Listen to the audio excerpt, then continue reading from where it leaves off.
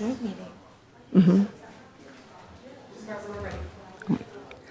Good evening. I'd like to call to order the April 16th Parks Recreation Commission meeting. Todd, can I get you to say the Pledge of Allegiance? Face the flag. Pledge allegiance To the flag of the United States of America and to the republic for which it stands, one nation, under God, indivisible, with liberty and justice for all. Thank you. Next, roll call. Commissioner Tullis, Present. Commissioner Warner, absent. Commissioner Maroney, Here. Vice Chair Horowitz, Here. Chair Ellman. Here. You have a quorum. Thank you. All right. Do we have any announcements? To my left, to my right. Brian, do we have any announcements tonight? We do. We have our upcoming city events. All right, so we'll come back to that. Yeah. Next, the Youth Advisory Squad is here. Oh, I'm sorry. we have I didn't see it. Yeah, so we can start with agenda item number 4, the announcements, upcoming city events. We will start the announcements with Recreation Coordinator Austin Deweese.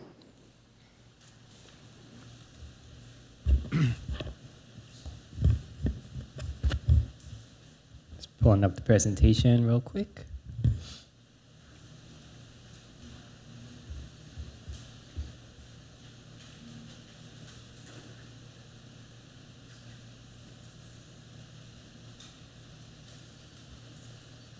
All right, so on April 5th, we had the Easter Sunrise Mass. AAU Southern Pacific Grand Prix Series was on April 5th and the 12th. We had beach tennis tournaments hosted by BT Kelly Club on April 10th through the 12th. We also had California Beach Volleyball Association on April 11th. This upcoming weekend, we have the sidewalk sale. Apologies, that should read April 18th and the 19th. We have SoCal Beach Foundation Volleyball Tournament on Sunday, April 18th, as well as the Interscholastic Beach Volleyball League Tournament Series on April 19th. Surfers Walk of Fame kickoff event will be on Friday, April 24th. Spider Surf Fest on April 25th, and Tower 12 South Bay Surf Series, which will be a surfing competition starting at 7:30 a.m. south of the pier.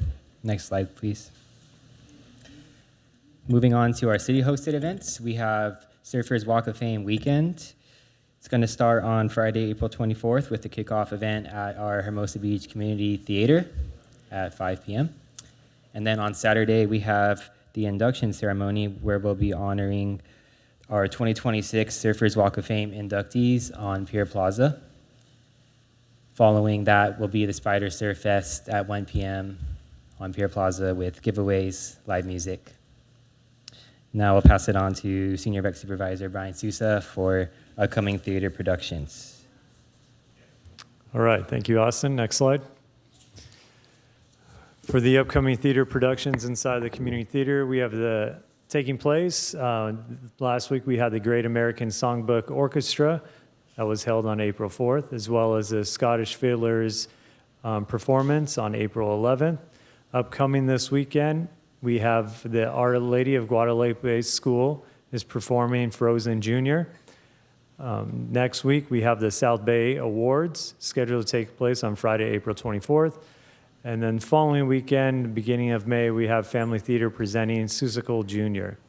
And inside the Second Story Theater, we have the April Fool's Comedy Improv Group that was held on April 11th. And then upcoming, we have the Remo Vision Comedy Night scheduled for April 25th. For more information on upcoming productions, you can visit the website at hermosabeach.gov/theater. Next slide. I think that concludes our presentation. Well, thank you. It's a busy month.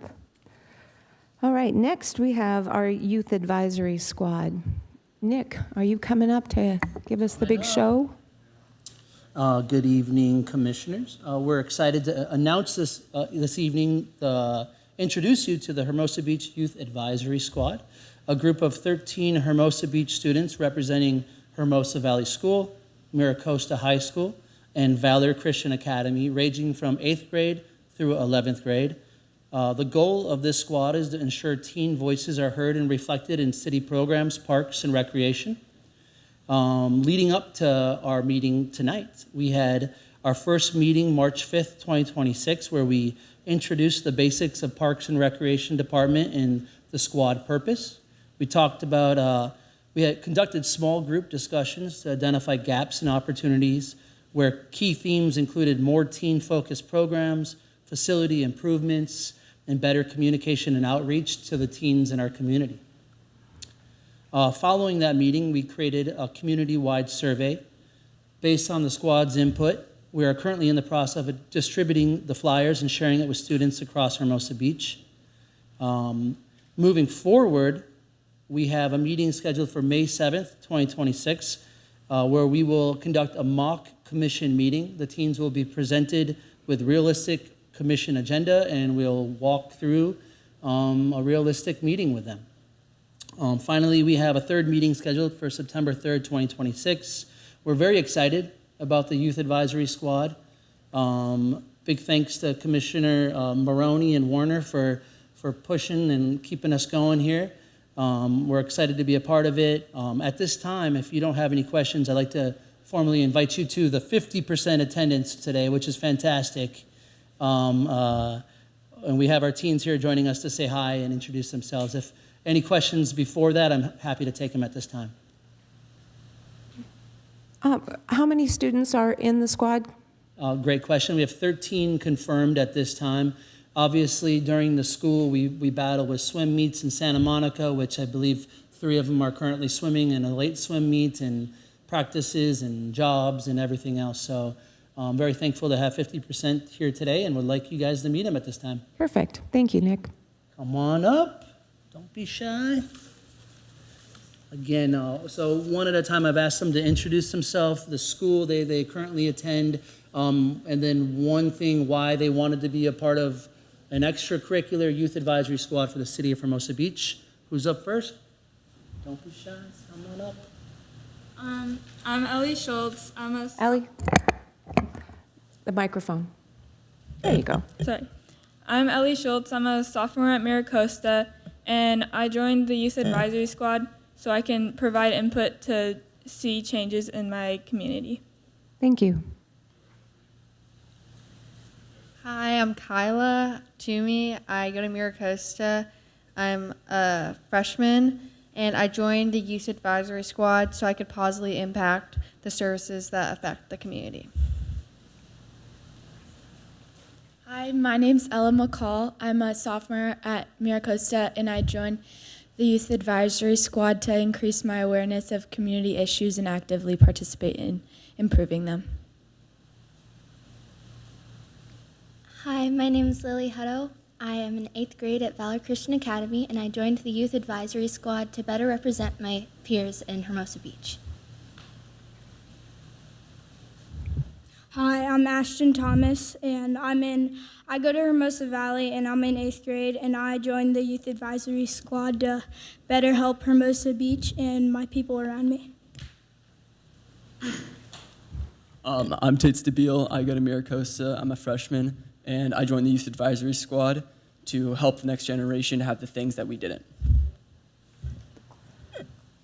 Well, that's great. Lily, I'm assuming that you belong to the guy over there? Is that, I'm sorry, McCall? Yeah. Runs in the family.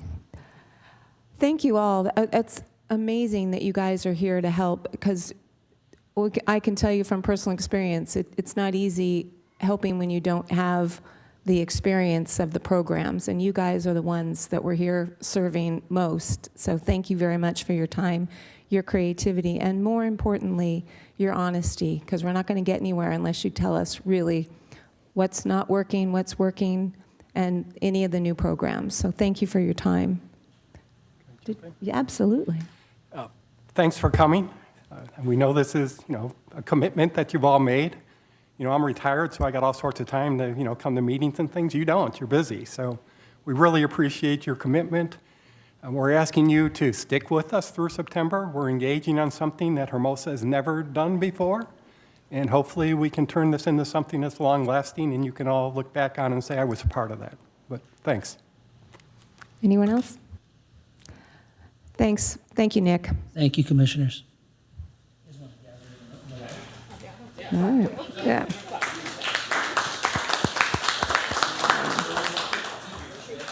Okay. I was waiting for this.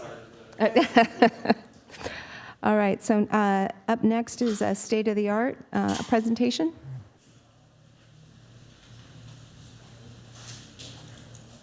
Good evening, Council. This is Aiden Morgan from Indivisible Arts. Couldn't hear you. Can you state your name again? Can you guys hear me now? Aiden Morgan from Indivisible Arts. Thank you for having us. State of the Art is scheduled for May 16th this year. As you guys know, this is our annual fundraiser and the main way that we fundraise for all of our nonprofit programming. All of the proceeds from this fundraiser go to supporting our creativity and mental health programs for kids all across the South Bay. And many of those are youth in Hermosa that you guys see day to day. Great.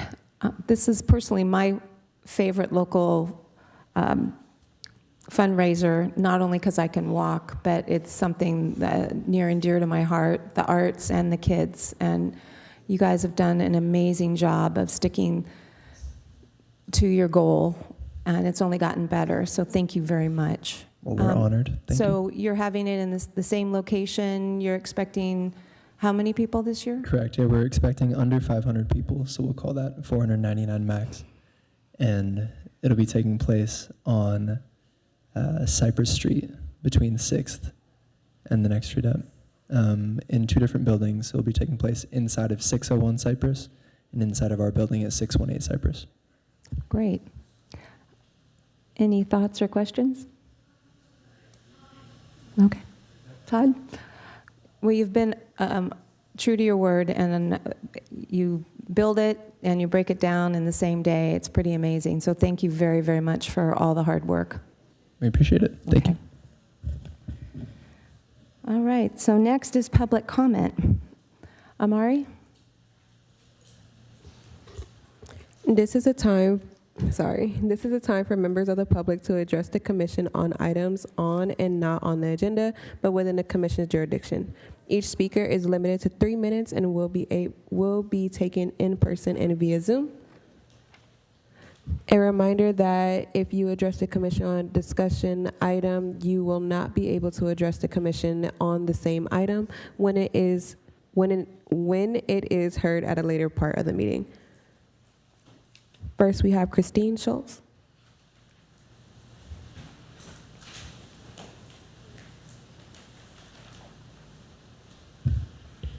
Hi there. I'm Christine Schultz, a Hermosa resident. We all know getting a community pool for Hermosa residents isn't easy. If it were, we would have one by now, as we all know the need from the community has been there for many years. We need you to form a subcommittee to look into this. A subcommittee in Parks and Rec for something like a public swimming pool isn't just bureaucracy. It's about handling a complex, high-impact decision in a focused way. For a city like Hermosa Beach, a pool project touches a lot of moving parts. It requires coordination with other agencies, city council approval, budget committees, or public works departments. A subcommittee helps manage all these connections.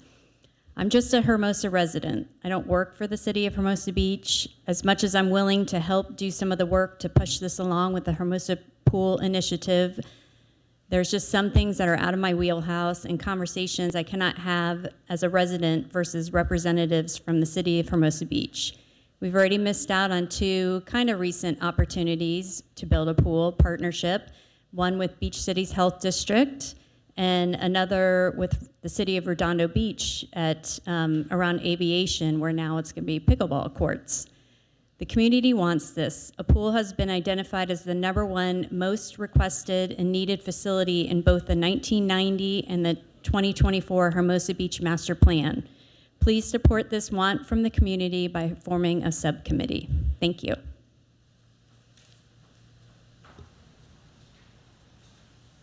Next, we have Connor Ogan. Connor's on his way back from a swim meet in Santa Monica, so it doesn't look like he made it in time. Okay. Moving forward with Ellie Grace Schultz.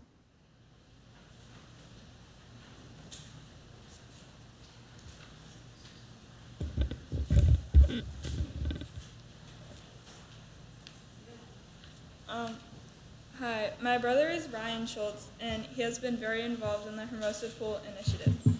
Unfortunately, he can't be here tonight due to a Costa swim meet in Santa Monica, but I told him I'd speak for him.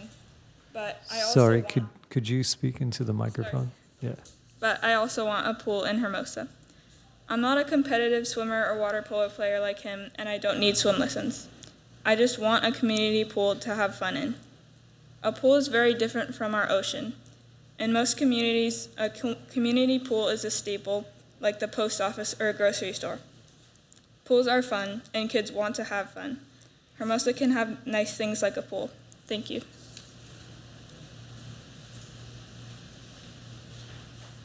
Next, we have Tate Stable.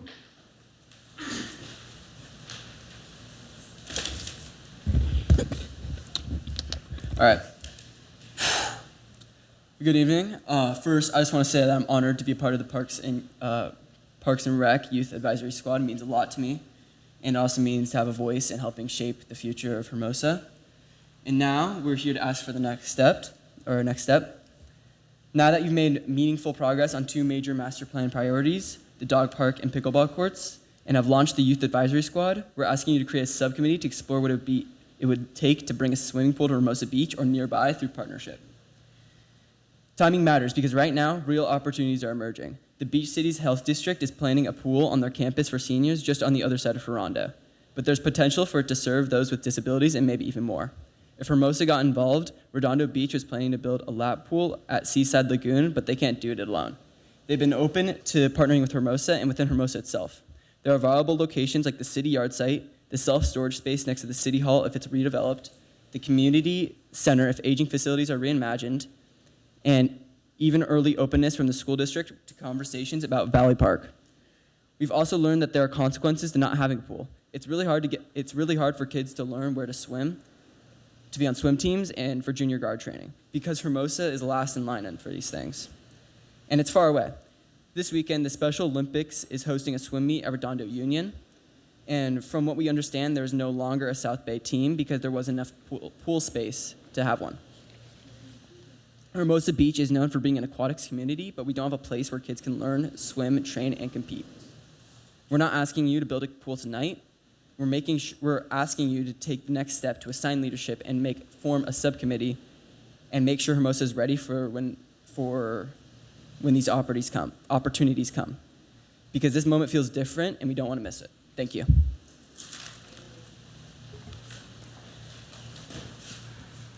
Next, we have Tara.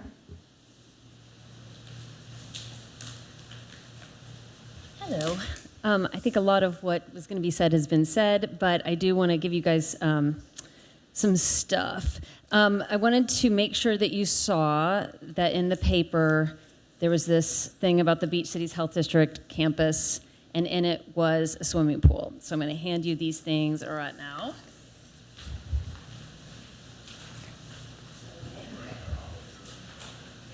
Pass that along if you didn't see it.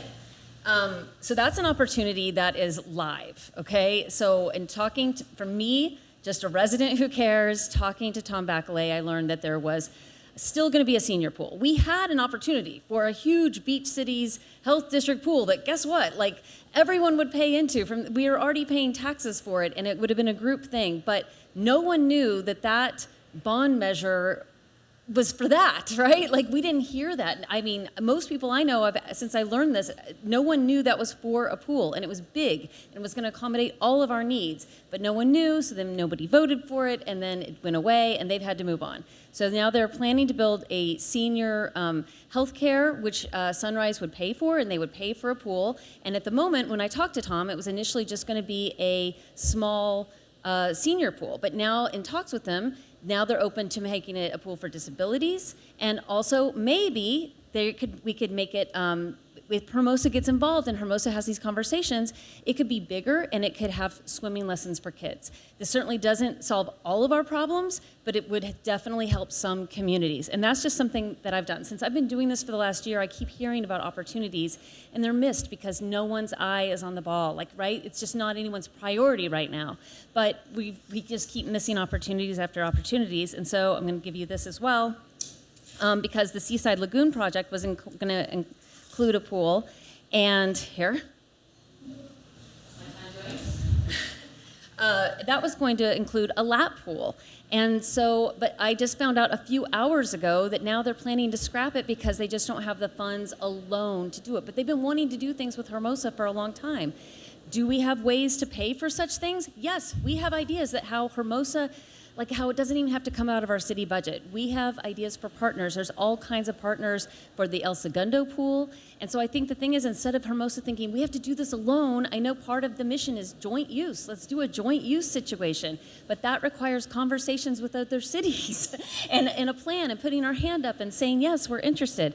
So we have 2,000 signatures. I have the handwritten signatures here that I'm going to give you guys today. You guys also had asked if our group would fundraise for a feasibility study, and I don't think that's something that we can do, but it turns out Beach Cities Health District paid $35,000 for one, and they are using it, and they said all the other cities are using it too. So the time is now. We can't let more opportunities slip, and we just really need Parks and Rec to work with us or work on your own and create a subcommittee. And I was going to say one last thing, which is a year ago this month, in April, is when City Council handed this over to Parks and Rec to take on. And so I'm just asking that you do. Thank you. Thank you. Next, we have Kao Libiano.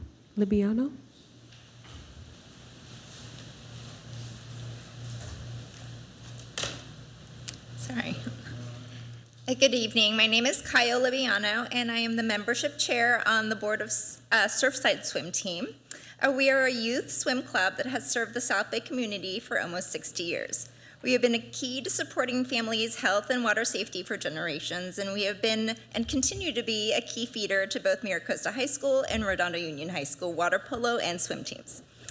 Our key resource for the community in training the children to participate in LA Junior Lifeguard Program is also something that our swim team does. And we are proud to also call many of our LA County lifeguards who protect our South Bay beaches our alumni. 20% of our team are Hermosa Beach residents. I personally have 2 children on the swim team, but my 13-year-old, who is the older one, he'll be going up into high school, is also on Trojan water polo team. And I know they have very similar issues with finding lane space for their practices. So I'm kind of representing both. We have a lot of really awesome water sports clubs in South Bay, and I think we're all struggling to use the same lane spaces.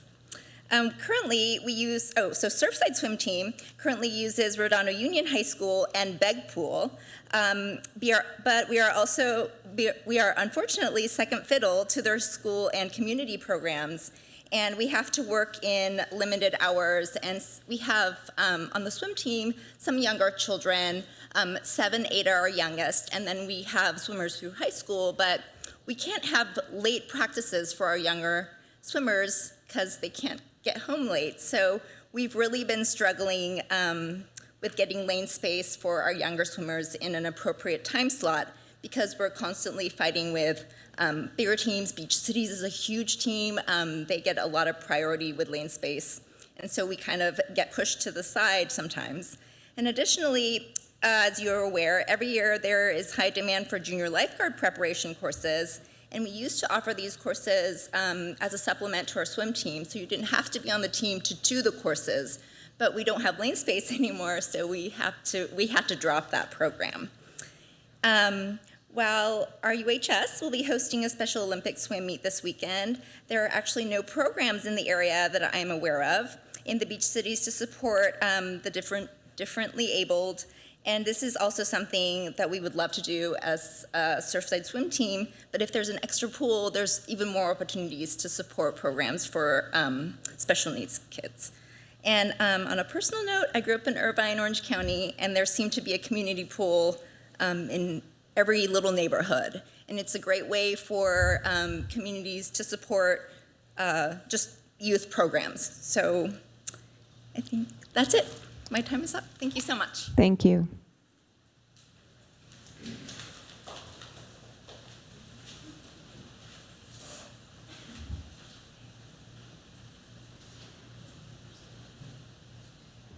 Next, we have Scott.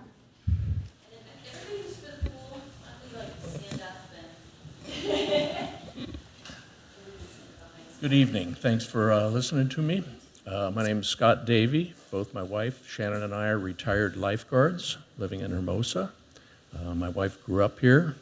Between the two of us, we've spent over 100 years, most of that competitively swimming.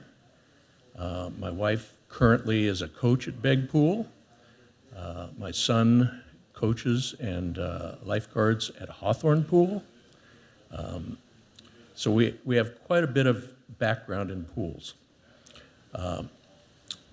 I've had the opportunity to meet with a couple of the commissioners here to talk about the pool.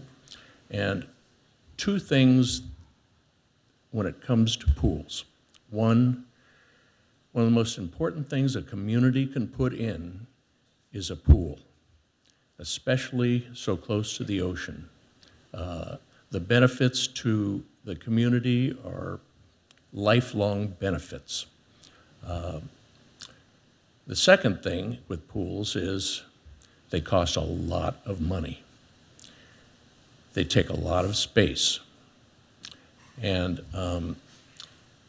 I think there is an opportunity, I'm not sure in Hermosa if we have the room for that, but by collaborating with maybe Beach Cities Health District, there are parcels of land in Redondo, the old aviation site where the aviation high school had a pool there, which is no longer there. So that there are opportunities between Beach Cities Health District and with the Olympics coming, maybe there's a possibility to dip into some of that to offer pool space for countries coming in to train. I think a subcommittee to look into location, initial funding, and then probably the most important thing is ongoing funding, because pools don't make money. And ongoing funding is going to be a long-term issue, but I think that if a subcommittee was created, there are opportunities out there. So I would encourage you to think about forming that. Yeah. Thank you. Good. Thank you very much. All right, anybody else here that would like to speak?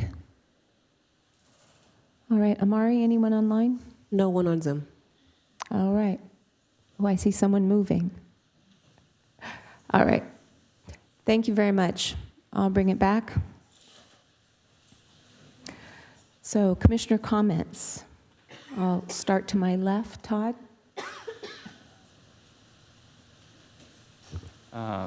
Yeah, so a couple things, I guess.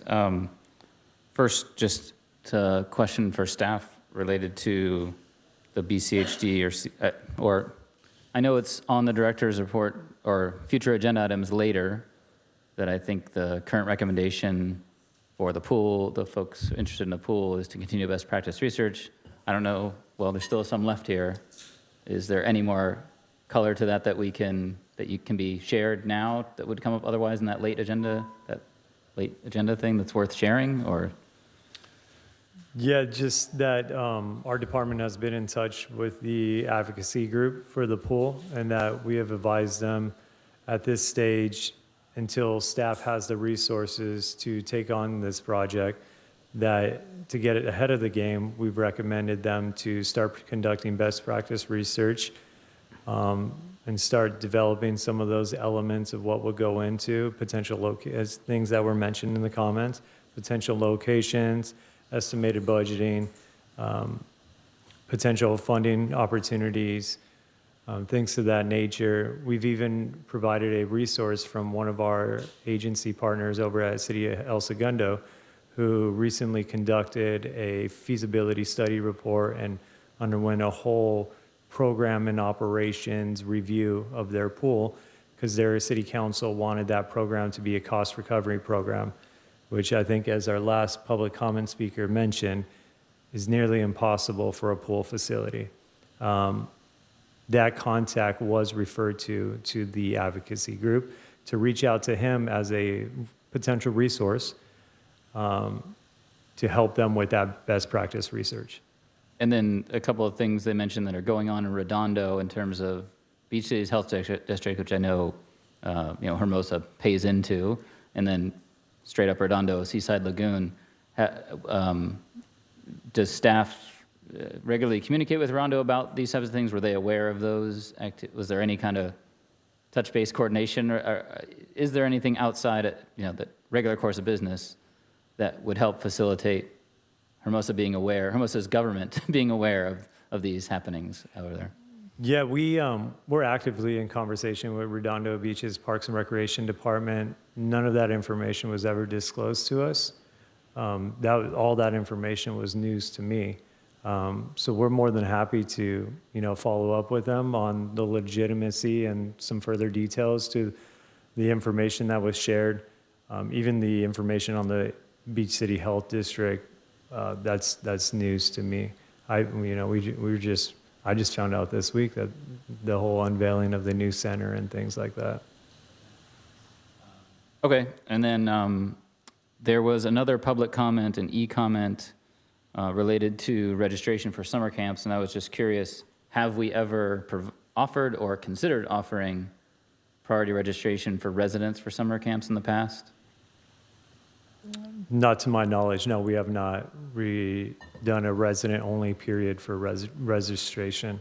Yeah, primarily with all of our programming in Hermosa Beach, we develop a practice of inclusivity, not just for residents, but for non-residents, and giving, community members from all over Los Angeles opportunity to take a part of the amenities and the high-quality programming that Hermosa Beach gets to offer. So with that, we've never exclusively opened periods to residents only. We have resident and non-resident rates for certain facilities and programs, but never an exclusive period for them to register. Thanks. And then the last thing is truly just a straight-up comment, and that's I did make a site visit to Kelly Courts a few weeks ago to discuss and provide some opinions and considerations for staff regarding the options for managing the court flow, given the City Council's directive to have open play all day Friday on 4 courts. So talked a little bit with them about some logistical considerations they might want to think about. Thank you. Tracy? No, I think Todd was thorough and asked one of my questions at least, so thanks. All right. Tom? No, Todd asked all the right questions. I think Thanks. we understand that the city council wants us to look at this issue that may require a subcommittee. We need staff to have the resources and the time to make sure the subcommittee is productive. We hear you. It's going to happen. Thanks for coming. All right.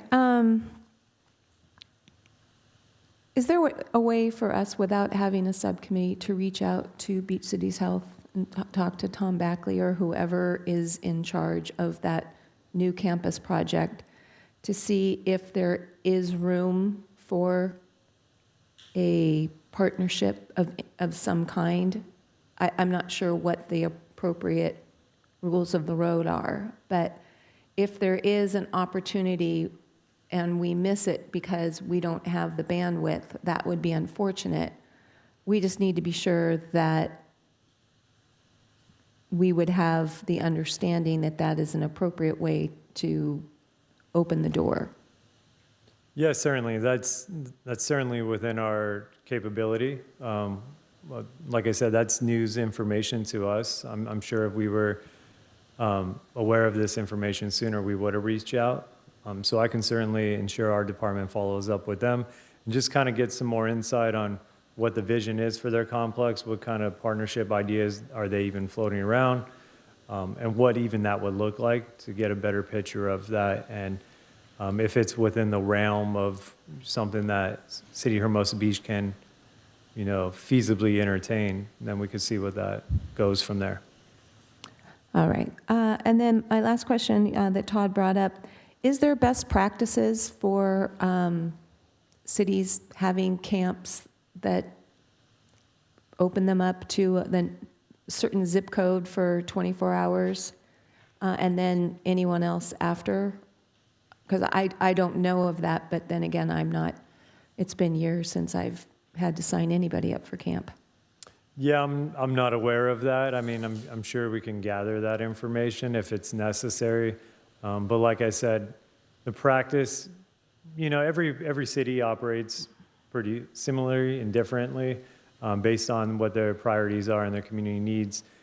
One of our, goals and missions of our department is the inclusivity and being equitable. Obviously, we have a responsibility to provide resources to the residents of Hermosa Beach, but we also, have a priority to offer equitable opportunities for non-residents as well. I mean, to be quite transparent, if we opened it only to Hermosa Beach residents, period, say it was 3 days in advance, it's likely that the program would fill. And then there would be no opportunities for non-residents. As it is, I can't go too much into this item because it's not an agendized item, but I can say when we looked at the information earlier today, our last summer camp registration was at 80% residents last year. All right.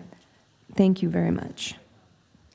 I guess while we're on the commissioner comments and the pool, I mean, the best practice research, right, is recommended. I still think, regardless of at the point in time that staff has bandwidth to form a subcommittee, right, like until that time, I still think there's so much that you can do with your galvanized group of people that is going to need to be done, right? And the first things first is, what are the priorities and requirements for a facility, right? Like, you have these 2,000 people, use them, get that work done so the highest priority is youth swim lessons, or the highest priority is 50-meter swim lanes, or the highest priority is water polo. Like, there's a lot of options, right? And from getting that first will then form answer the question of like, well, what kind of facility do we need? What kind of space do we need? How much is going to cost to build? How much is going to cost to maintain?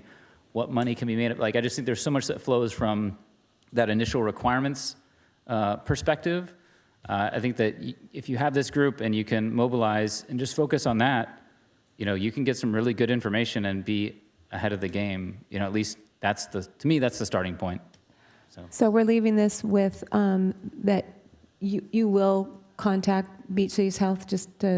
We don't have to make a motion. We don't have to do anything. You can just take care of that. We can follow up on that administratively And Okay. just to echo Commissioner Tullis's response, that was our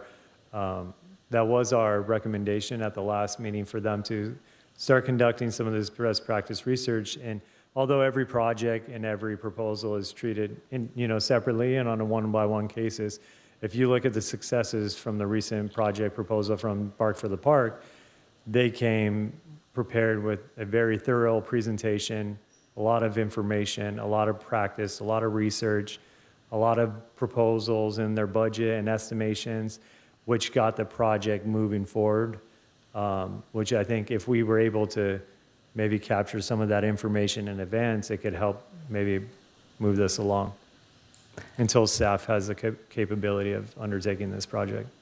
All right. So we'll get someone to let you know about a conversation with Beach Cities Health, but I can't open it back up to public comment. So thank you. All right, next, consent calendar. Does anyone want to consider pulling anything from the consent calendar? Or? All right, does anyone want to make a motion? Sure, I'll move to approve the consent calendar. I'm looking for a second. I'll second. Thank you.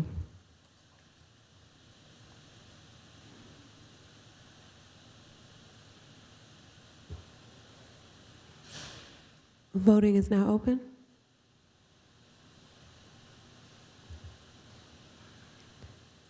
Voting is now closed. Motion carried 4-0.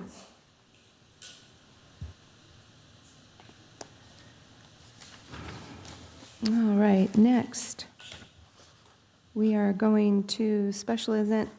Oh, no, we're going to make a motion to move something.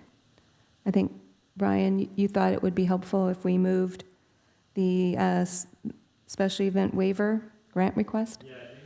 So I believe we were supposed to make that a motion before we went into the agenda. Yes. So now that we're already in the agenda, I think Okay, we'll leave we it. have to stick to it. Yeah. All right, I'm sorry about that.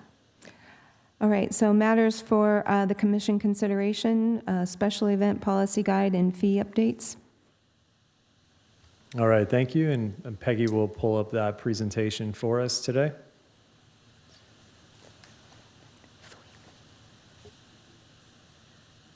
I was quite enjoying the packed house in here.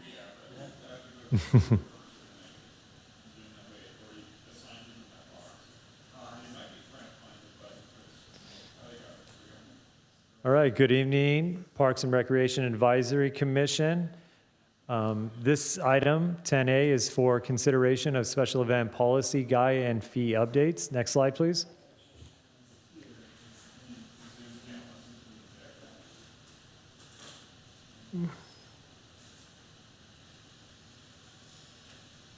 Just one second. There we go. Sorry, we're having some delays back there.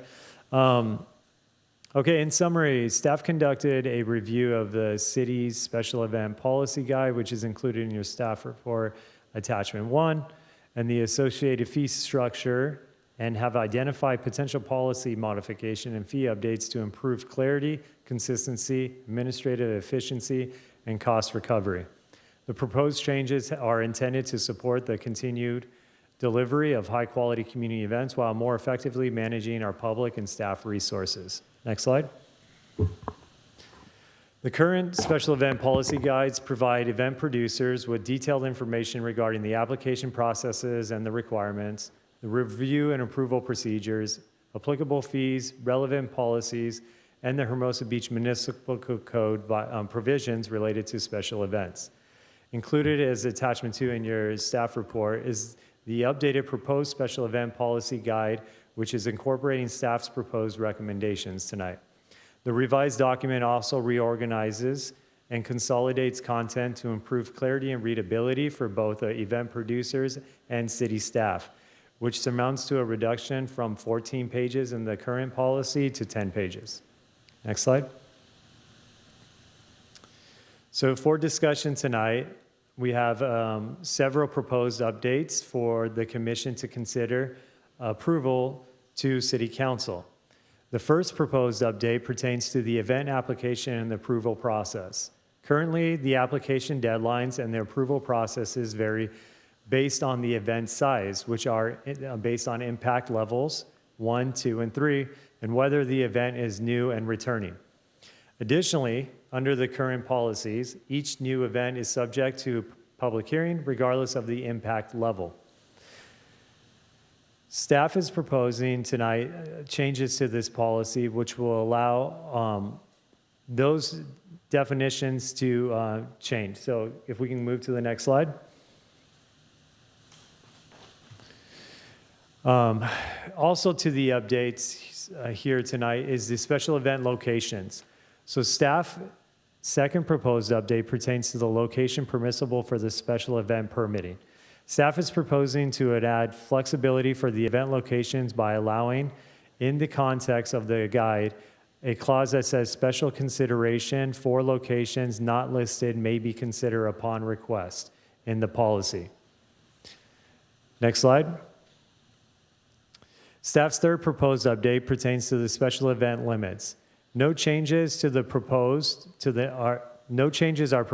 number of allowable event dates with this policy change. However, staff recommends applying event limits citywide during peak hours rather than only in the coastal zone, which is currently implemented. Next slide. The fourth proposed update pertains to the fee waiver grant eligibility. The intent of the fee waiver grant, as we know, is to support events that provide a clear and direct community benefit to Hermosa Beach. Staff proposes adding eligibility criteria to specify that events offering prize pools, cash awards, or other forms of participant compensation are not eligible for fee waiver consideration.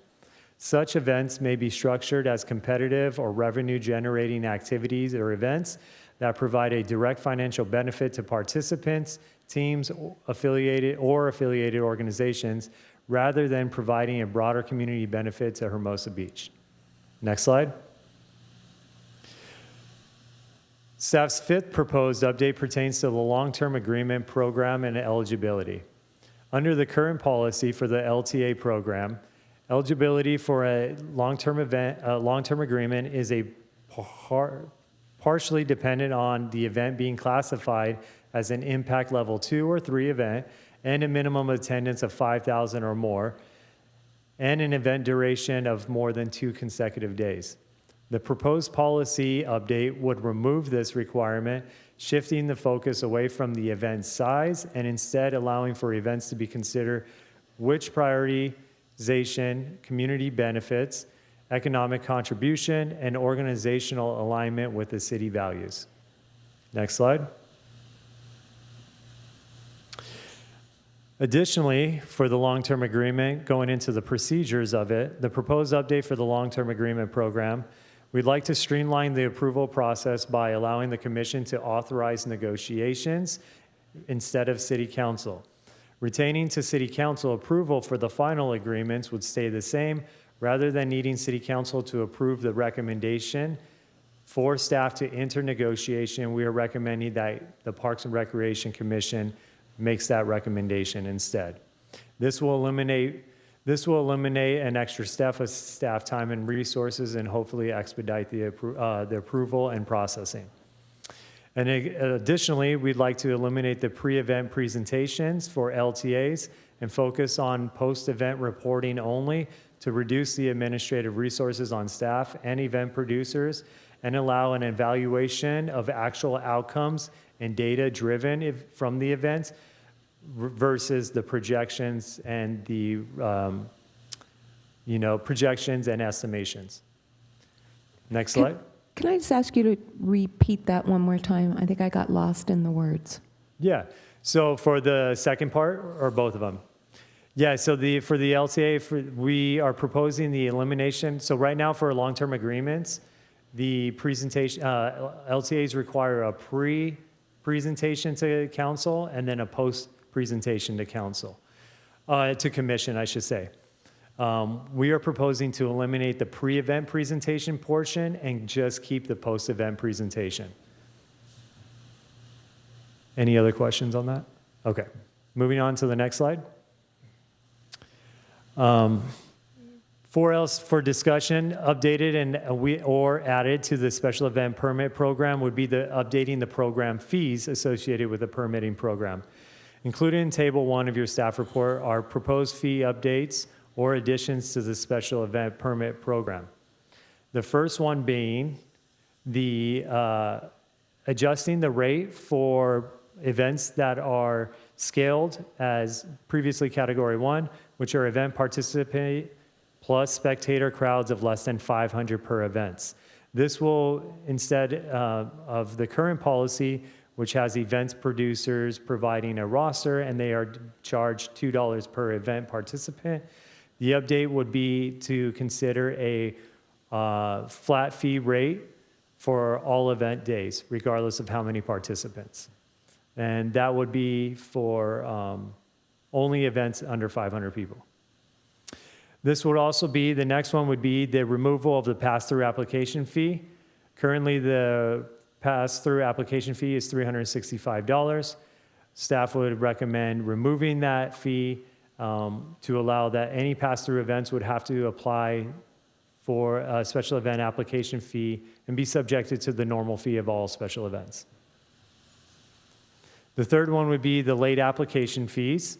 So we are asking for an addition to the special event policy guide to include a late application fee. There'd be a commercial application fee of $1,204 for commercial organizations and a late application fee of $802 for nonprofit organizations. Additionally, we have the LTA application fee. Currently, there is no fees associated with a long-term agreement and all the administrative and processing that goes on with it. We would like to add to the special event policy guide for commercial organizations applying for a long-term agreement to pay an application fee of $484 and nonprofit organizations to pay a fee of $291. Another addition would be adding to the policy guide is reserve parking and staging fees. Currently, there is no fee associated with staff, administrative, and also physical resources time of printing, posting of parking signs for reserve parking for special events. This is very time consuming of staff, and in order to recover some of those direct costs associated with managing these requests, we would like to add a staging fee of $207 per event. Next addition would be event modification fee. This would be an additional fee for any special event producer that would like to request a modification to their event once the event has already been approved by commission and/or council. This is to cover the additional staff time and resources that go into modifying these event logistics. Another addition is the public hearing. Currently, for any new event is subject to a public hearing at the commission and council level. Currently, there is absorbed costs for the city to post every public hearing to the public. We would like to pass on that cost to the event producers. And that includes a $38 fee for posting and additional cost for publishing in the local media. And the next addition for fee would be adding a nonprofit Pier Plaza use fee. Currently, the Pier Plaza use fee is a one fee subjected to all entities interested in holding a special event or a Pier Plaza promotion on Pier Plaza. We would like to propose considering a nonprofit discounted rate to allow opportunities for nonprofits to access the downtown area for their events, where their events are more fundraising, benefited events, and they might not have the same budget as a commercial entity. And we're hoping that this actually brings in additional revenue through the Pier Plaza promotion program. Next slide, please.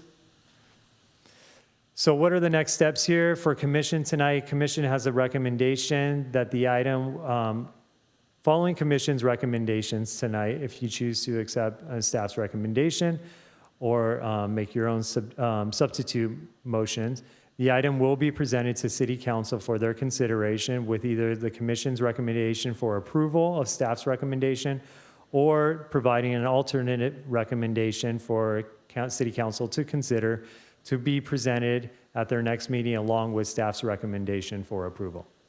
Staff will prepare any necessary following if City Council then approves either staff's recommendations or Commission's alternative recommendations. Then we will then prepare the necessary municipal code updates and fee schedule amendments to the city's master fee schedule that's done annually. And any code updates would have to go back to council for a formal reading. And then once those are instituted, then we begin the implementation of the proposed fee updates and additions are expected to generate additional revenue for the city in the next special event cycle.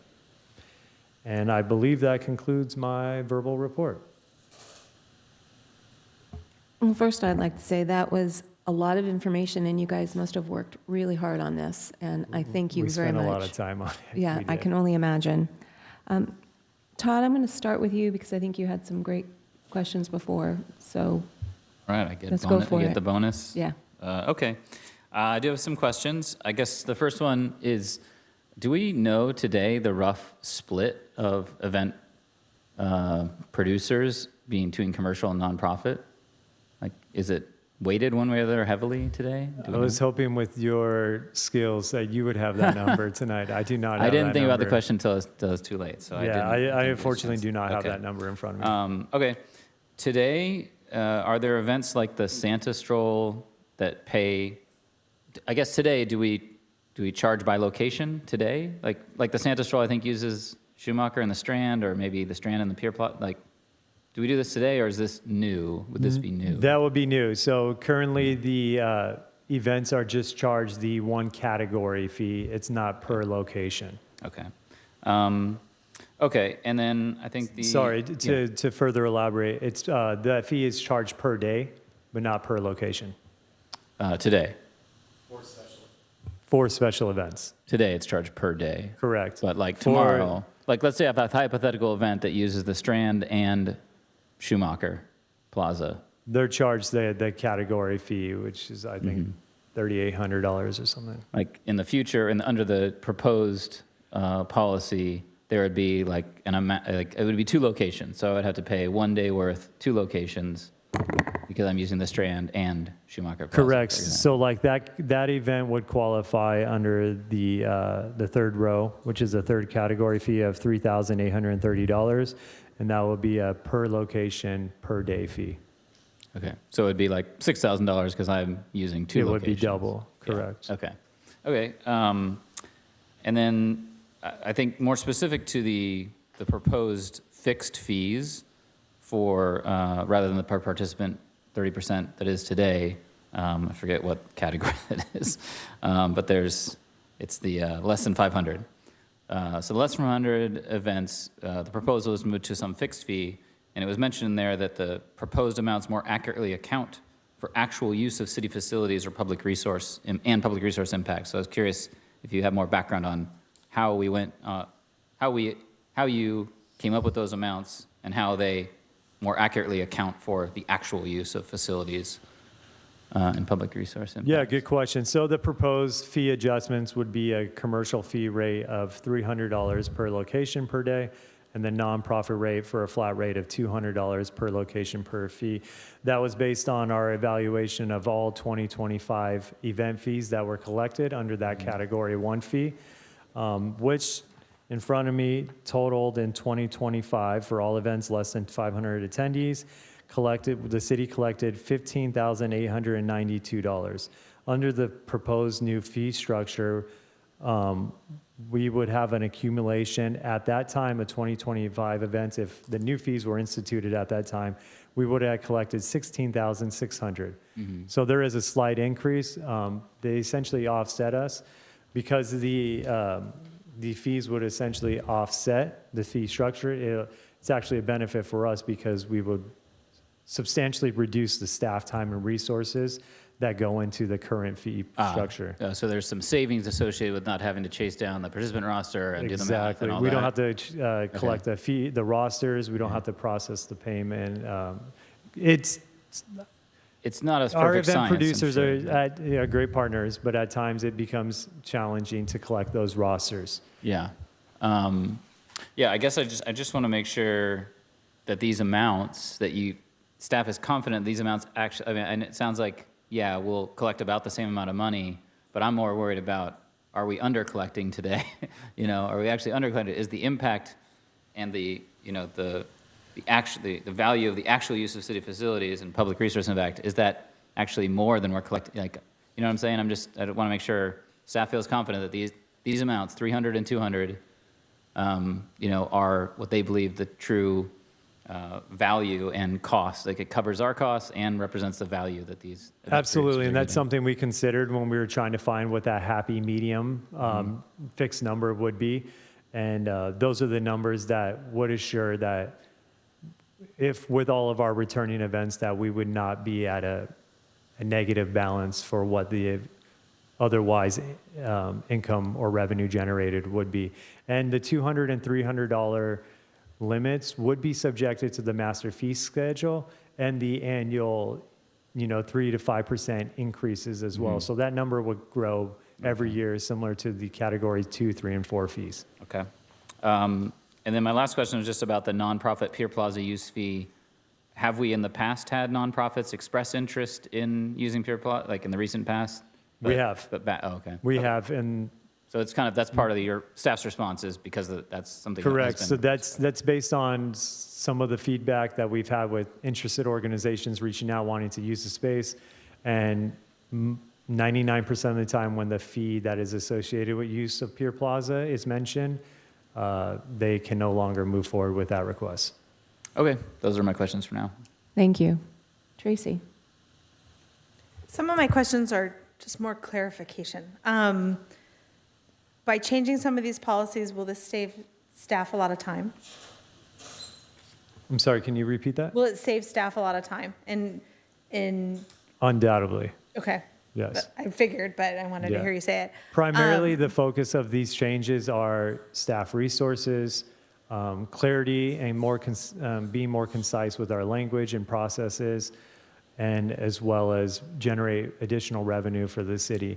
As you might imagine, with a 14-page policy guide, it's very challenging at times for event producers to go through it, and we want to create an opportunity that's is reasonable for them to be able to digest all the information clearly, concisely, so that way we can be better partners in holding them accountable for the obligations that they're responsible for being an event producer, but also understanding that, we need it short enough for them to be able to digest. I like that idea a lot. I want to go back just to clarify, because I'm not sure I'm understanding in the fee, for example, of using more than one location. Because as I understand it now, and please correct me if I'm wrong, if you have an event that's, say, just on the Strand, and it's a walk, and you're not using Schumacher Plaza, you pay one fee. If you want to use Schumacher Plaza, you pay an additional fee. I think, isn't that the way it is now? That is not how it currently is right now. For the film and still photo permit program, it is. And Austin, you can feel free to jump in and quote me right now. But even the events that use Schumacher Plaza in the Strand, like that, I think coming up to URNF 5K, they're only paying the $500 participant fee. They're not paying the location fee other than the first category 1. Because I remember year 1 of the Santa Stroll, they did not book Schumacher Plaza because the cost was so prohibitive for the nonprofit. And they moved everything onto the sand, and then the walk started. So, and then as it grew and grew and registrations grew and they had the money, then they paid, and unless I am just even in my mind. time of running it before we had the special events division, we've never charged Schumacher Plaza as additional location. But Austin here, who's represented our special events team, can further elaborate. Yeah, so we have a Glow Ride that's held usually in October. That event utilizes Schumacher Plaza for pop-up tents, giveaways, and then they do the bike ride using the Strand north of the pier. They're charged just the participation fee of $2 per participant. They do not pay a Pier Plaza use fee of approximately $14,000. Or the Schumacher Plaza fee as a location. So now that fee would go down to what, $9,000? Is that for Schumacher Plaza? For Pier Plaza, that's a Pier Plaza okay. deduction that we're proposing. But then they Schumacher would, Plaza would just be considered under the event category as a location. so they'd be charged for two locations, using the Strand for the Yeah. ride and using Schumacher Plaza for the bike decor and the Yeah, presentation exactly. and, Yeah, okay. and then another event, Walk to End Alzheimer's, they utilize Pier Plaza and the Strand, and they are charged the Pier Plaza use fee and then the $2 per participant. Okay. All right. Thank you for clarifying it, because clearly my memory was somewhere else. Back to the event day limits. I know you're talking in the policy about changing it to a citywide change for the days. For example, how would that have impacted this calendar year if you made it citywide versus just the commercial area at the beach? Would we be far over our days, or would it still fall within our normal range? That's a good question. I don't have that information. I think Austin could work on gathering that. The whole point of that is just to be more cohesive in all of our approach to all locations. Right now, only considering the downtown area, that suggestion was made in the past because during the summer months, we know Hermosa Beach becomes a popular tourist destination. And in order to control crowd levels and be mindful of that impact to the downtown area, the primary focus of events in that space, limiting events. But the reality is the city as a whole is busy when the weather gets better.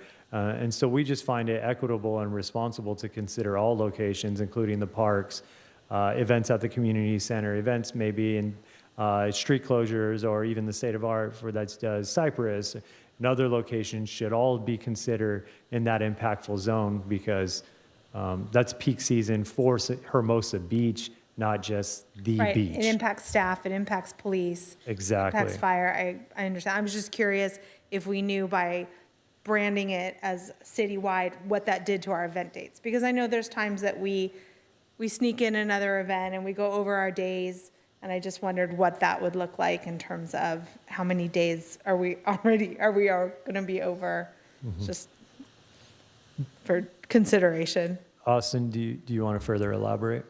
Yeah. Just looking over at our 2026 special events calendar, most of the events are on the beach and in the downtown area. Looking at June, Fine Arts Festival is at the Community Center lawn. July is all volleyball, except with the exception of Shakespeare by the Sea at Valley Park. And then August, we have the triathlon. And yeah, everything else is downtown. Which the triathlon activates the beach too. So it's really 2 or 3 events that might be included in that count. Those events aren't already counted as our event days. They're currently not, yeah. Okay. How many event days in those events? And I think we're right at the limit. We for have that 2026, number on the right? last slide of the special event calendar. We can provide what our current event limit is for the peak season. What does that mean? Yeah, so currently, peak season limits for level 1 and 2, we get a maximum of 25. We are at 19. For level 3 events, we get a maximum of 45, and we are at 42. And we get a total of 70 days, and we're at 61. Okay, so even with the city, we're still within our day range. Right, and we wouldn't want, we're not making any recommendations to alter those numbers. We would keep those thresholds and benchmarks the same. Moving on to the fee waiver, are there any current events that we offer fee waivers to that give cash prizes or rewards? Currently, there is one event that does offer prize pool money for participants that has received it in the past. A fee and waiver. currently a fee Okay. waiver. Okay, moving on to the long-term agreements. So if I understand the whole process, basically you're eliminating step 2, where it would go to city council for a recommendation or approval to begin negotiations. It just wouldn't go to council until those negotiations were completed For long-term agreements. for long-term agreements. Correct. So just eliminating step 2 of the process. Correct. So the long-term agreement application would still come to commission for review, but we would ask to go into negotiation from commission direction based on staff's recommendation, instead of having to go to council and then back to the office, and then back to council. I think it makes really good sense. If the event producer wanted to do a pre-event presentation, could they? I think we'd be open to that. Okay. I'd see why not. Sorry. Did I think that might be it for now. Well, those were excellent questions. Tom, have we left anything for you? I want to start with a broad question, which is, there's a lot of moving parts here, a number of very discrete issues. Is staff adverse to taking whatever input we give you tonight and then coming back in June with a policy that reflects that input? That way it would still go before council, and we could still have this in place by the September approval of the returning events. Are you speaking in the sense of if you have a recommendation to adjust a policy that update that we've made, or just creating a new policy update in general? To take into account whatever input that you received tonight. All of commission input, regardless if you accept all of staff's recommendations or you accept some, but you want to suggest an alteration to a recommendation, we would take to city council for recommendation.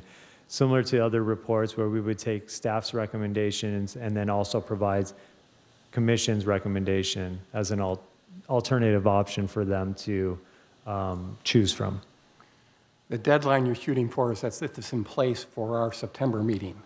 I mean, is that fair? Because that's when we're considering the returning events. Correct. The goal is to have, because we still have to go to council to approve the policy updates. And then once the policy updates are made, we still have to go back to city council for public hearing to make any municipal code updates reflected. And then once those, I think we have to do 2 readings for that. Once those go in effect, then it takes 30 days. So we're still looking at several months to even get this to the finish line, with hopes of when we have our new applications due by July 30th, that these are new policies implemented. That's why we're bringing it forward today. Tom, can I ask you to explain that, your question in a little bit more? Because I have there are several areas where I think this could be massaged or changed, or at least appreciate that certain things could be adjusted, like the fee waiver, the long-term agreements. There's some issues with the caps that Tracy has pointed out. And I don't see us tonight making a recommendation that would be particularly coherent. It would either be up or down. But if it's going to be, we'd like this change or that change, and if there's any support for that, if people feel like I really would like to look at the fee waiver policy, or I really would like to adjust the long-term agreement policy, or we really do need to deal with these caps, I don't think there's any way we're going to have a motion that coherently addresses those type of issues. But if the motion is going to be yay or nay, I mean, that's what it would be. But, in my mind, this policy would be better if we gave input, you guys took the input, and then we came back. But let me ask my questions, and maybe that'll give a flavor for. Yeah, and just to issue. confirm, say if there's one of the items that we're recommending that you would like to make a suggestion or a recommendation for an additional component or alternative to that policy, that can be considered to council for consideration as a second option to that policy change, that specific policy change that we could include in our staff report, but that would need to be approved by the entire commission in your final motion. All right. So just to be more specific, if Commissioner Maroney wanted to adjust our recommendation to the event limit policy, but he did not receive support from the other 3 commissioners, then that wouldn't necessarily be a recommendation as an alternative option that we take to council. It would have to be unanimously agreed upon for that modification. All right. If that makes sense. It was just a question, you've answered it. I understand what the position is, so thanks for that. All right, let's ask questions about the cap. I don't know if you saw this, did you? The ordinance, the city ordinance for that 45-day cap requires that we start counting it on the Saturday before Memorial Day. I don't know if you saw my email or you know that ordinance. I did not see your email. Which would mean if we were to follow the code, which we should be doing, the change you're proposing would add the Fine Arts Festival. It would add 3 days. And then if we follow the code, it would add 2 days. So we would be up over our limit without doing anything to the events.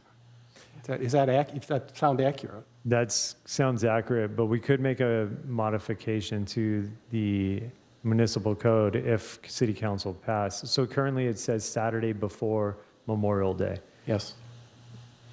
Which is interesting because I believe the special event policy guide states Memorial Day to Labor Day. It does. We've always counted it. So we would have to make a municipal code update reflective what the policy guide states, which we would recommend that not say the Saturday prior to Memorial and state Memorial Day to Labor Day.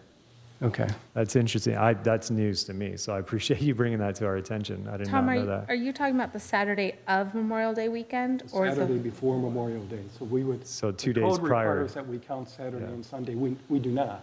we just go Memorial Day? We go Memorial to Labor Day, Monday to Monday. So assuming that issue could be solved with the change to the code, then what would happen as a result of this policy is that we would automatically push our limits up 3 days without changing any events because fine arts would not be counted. Correct. Right. Let me ask about the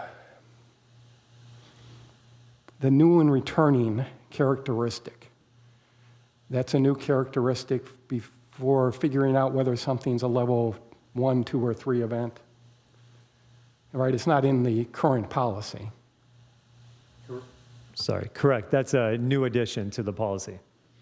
So under the new policy, something that would be otherwise a level 2 event could be pushed up to level 3, right? Because we could have a one-day beach tournament, 500 attendees in the summer on a non-holiday. Current policy, that's a level 2. The new policy, that's a level 3. Trust me, I'm not going to make you go through the matrix. I believe you. Yeah, I would have to dive into that. But there's potential for events to be reclassified. Correct. There's potential. The current language, and it stays the same in the proposed policy, is that impact 2, level 1 and level 2 events during the summer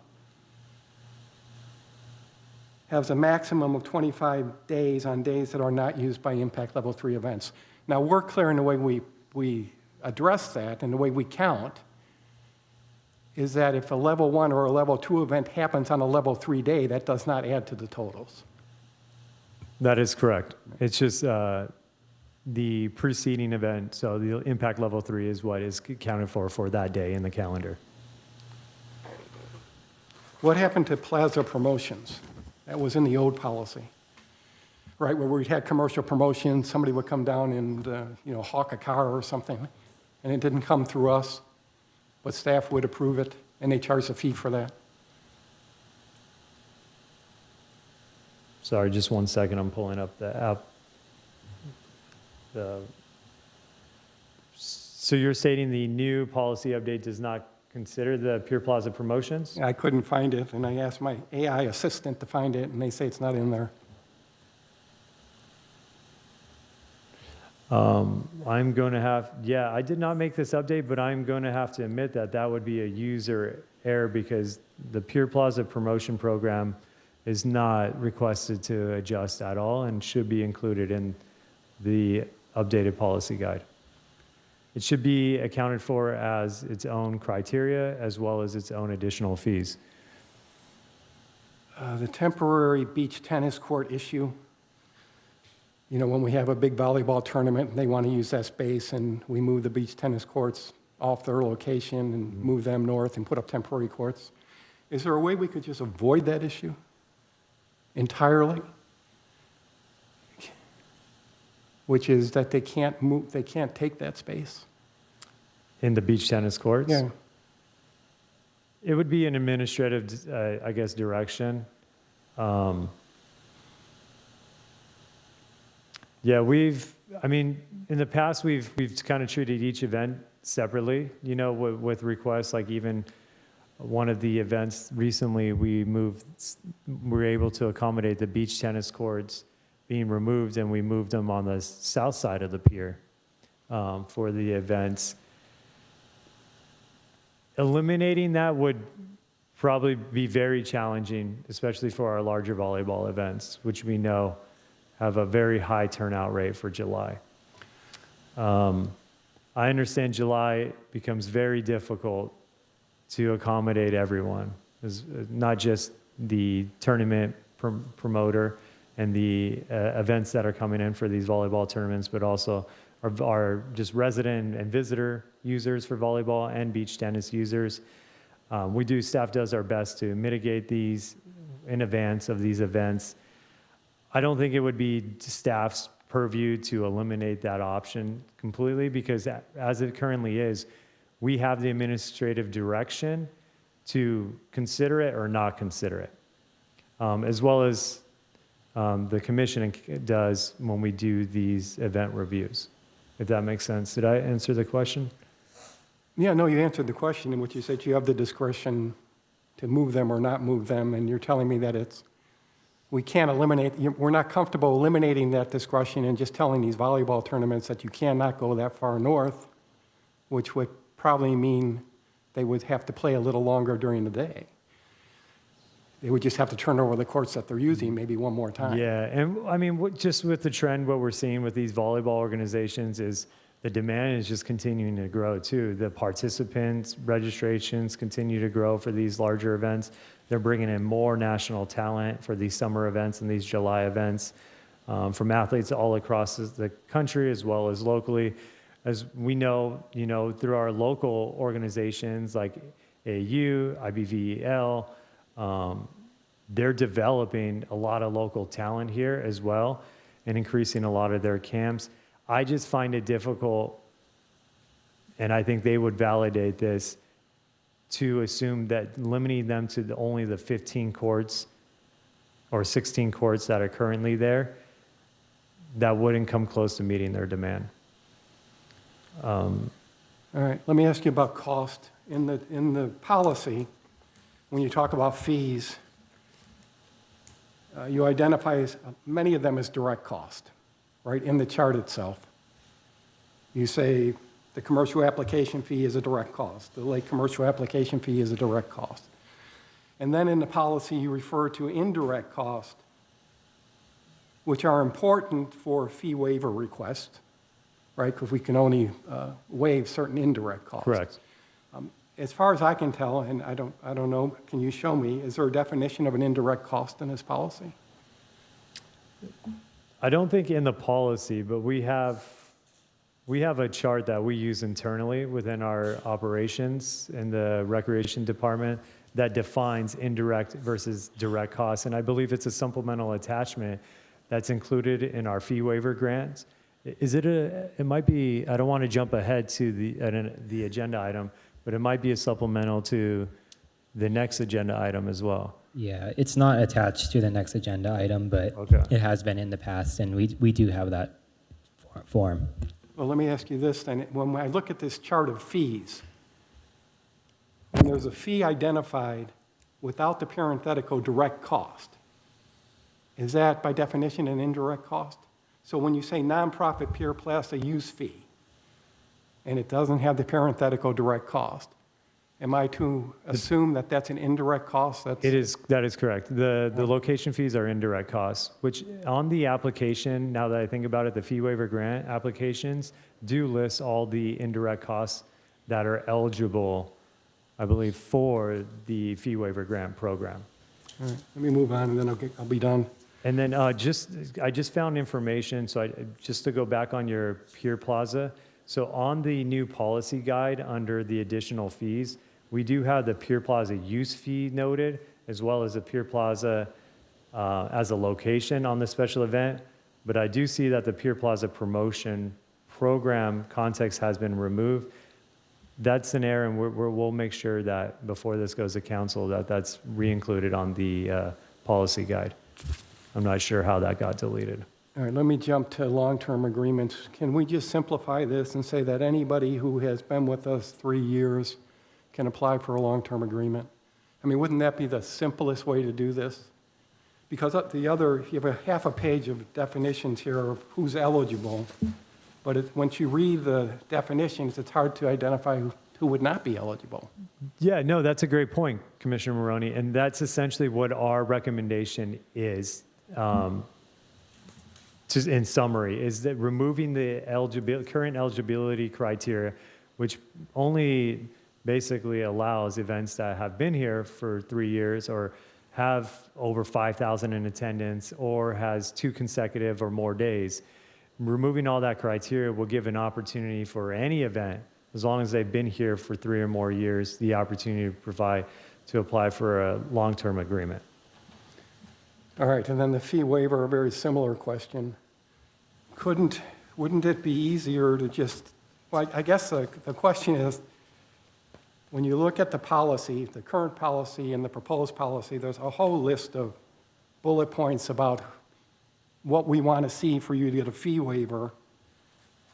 And it's saying you have to meet 1 or 2 of 6 or 8 items. And it's hard to identify an event that wouldn't satisfy 1 or 2. So it just seems like a lot of verbiage that doesn't get anywhere. So the question I have is, okay, could we simplify eligibility of the fee waiver program to approved events where the event provides a unique benefit to the city or the community, and a partial fee waiver will make a meaningful difference to the promoter's ability to put on the event? It's 1 sentence. Mm-hmm. So my question is, would you maybe consider that? So, okay, and you're speaking of, I'm looking at it right now, the eligibility under a positive community benefit through the organization or event by meeting at least 2 of the following criteria. And we have a list of 6 different items in that criteria. So your recommendation is for staff to consider maybe just utilizing the criteria as long as the event can demonstrate a financial need or economic justification, a positive community benefit, or a positive economic impact. And just keep it as that sentence and not list the bullet points. Well, at this point, I'm trying just to ask questions, and I'll make a recommendation later. But yeah, I mean, have you considered making it very simple? I mean, very simple. The reason why it's bullet pointed is just to provide examples for them, because a lot of times what we've seen in the past with event producers reached out about a long-term agreement, they're like, well, we say, has to demonstrate a positive impact to the community. That's for LTAs, special events in general, et cetera. They have a hard time sometimes understanding, well, how do we demonstrate a community benefit? And so these are kind of examples of how you can demonstrate that. So that's why that section's a little more detailed, to kind of just to hopefully avoid that back and forth initially, and just give them clear, concise options. There is something that maybe just hearing your thoughts that we can consider is removing those bullet points from the special event guide, but include that in the application itself, which is a whole list of questions that they have to fill out in the application anyways. That details all of these all the eligibility requirements. All right, last question is a pretty straightforward question. We exclude South Park and Noble Park. They're specifically excluded as locations for special events. Correct. Where in the past has the city made that a policy? Where has council said we're not going to have an event at South Park or at Noble Park? Yeah, so when the deeds were signed over, so Noble Park is designated an OS2 designation, which means we are not allowed through the deed of an exchange of ownership to program or activate that space at all. We can't have any infrastructure in place. We can't provide any classes, programming, events. It is restricted to a general passive open space in Hermosa Beach. Similarly, is what I've been told is that South Park, although not designated as an OS2, has restrictions in the space that limit us from permitting events on the grass space. We do permit out, the picnic areas and the picnic tables there. We do program the South Park building for our after-school program, which we do some field games on there, but is restricted as far as special events. All right, well, thank you for tolerating my lengthy list of questions. And I appreciate your questions. thank you, Barbara, for coming to me last, so I didn't repeat what. Well, no, others already asked. we all knew that you would, that the lawyer in you would come out, the detailed person. Can I try and ask a clarifying question of something Tom asked? I just want to make sure I understand the answer. So let's say we pass a motion tonight that has recommendation ABC, we think should be changed or added or whatever to the policy guide. Would staff take that and potentially adopt that into what staff's recommendation is to council, or is staff committed that the proposed one we're seeing is exactly what they're taking to council, regardless of any motion we pass here tonight? I think that would be a Director Nichols question. I couldn't concretely tell you that. From my experience, it would go to City Council as this is staff's recommendations, and Parks and Recreation Commission supports the recommendation to City Council with the addition to, and then list the options of additional alterations or considerations that you provide tonight. So it would be like, here's our recommendations, and then with a sub-bullet point of additional recommendations that the commission would like council to consider. Yeah, so you don't think staff's going to get together after this meeting and say, oh, you know, Barbara had such a good idea, that should be part of our recommendation? We might. Okay. I can't say that because Director Nichols gets final say in this, but just me personally, the idea of eliminating those bullet points and the eligibility and just keeping them specifically on the application makes a lot of sense and will reduce and make this more clear and concise, which is the main objective of tonight. Right.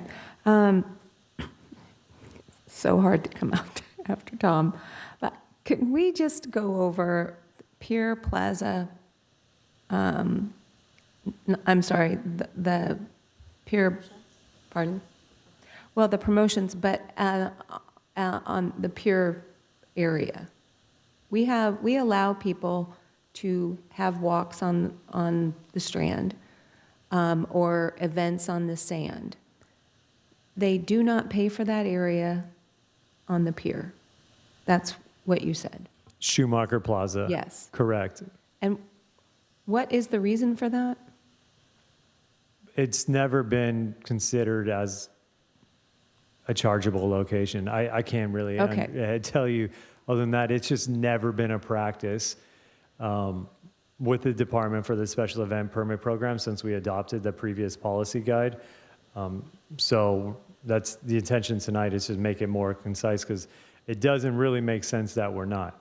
Well, and that, in all honesty. especially with this council's last couple of meetings of we need to update and increase our fees to 2026. So, all right, that is an extraordinarily important issue. And to add more background on that, for the Pier Plaza use fee, some organizations prefer the pier head or Schumacher Plaza because there's more foot traffic there with pedestrians as well as beachgoers.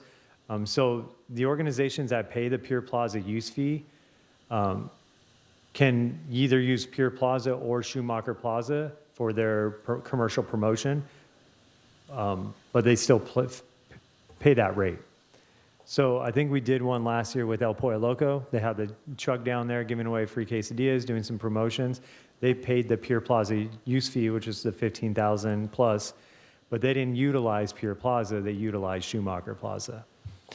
And so that kind of got us thinking, well, to make everything more concise, let's just make that as part of a location as well for the special event permit program. How many, no, I'm not going to ask that question yet. All right, I think that's enough for right now. I think their comments are going to be enough. If anyone doesn't have any more questions, I'm going to open this up for public comment.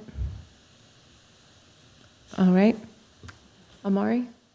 This is a time for members of the public to address commission on this item only. Each speaker is limited to 3 minutes.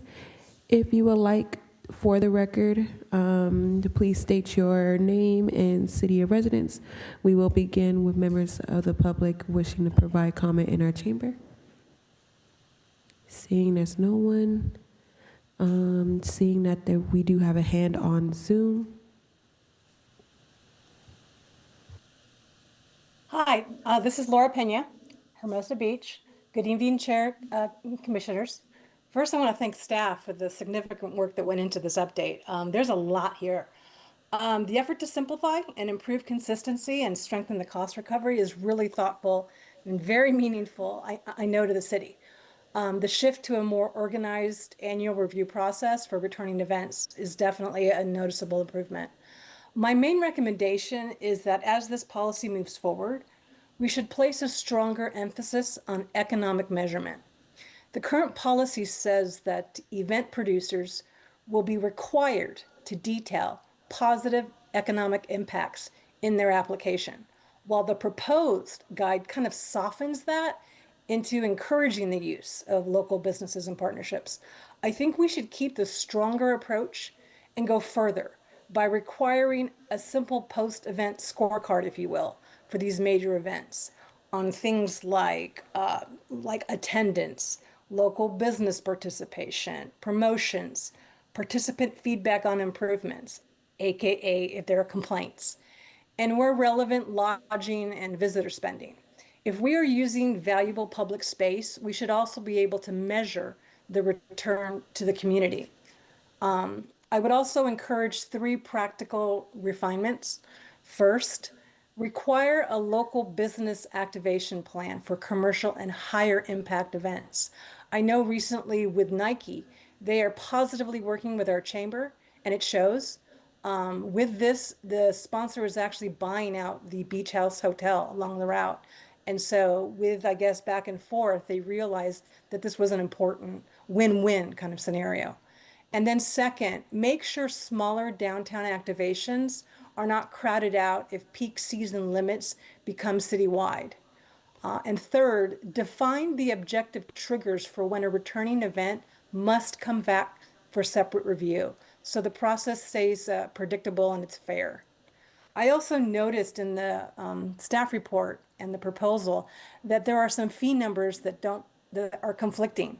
In the staff report, it says under 500 nonprofit fee at 250, but the proposed guide says 200. I'm sure that's just a typo.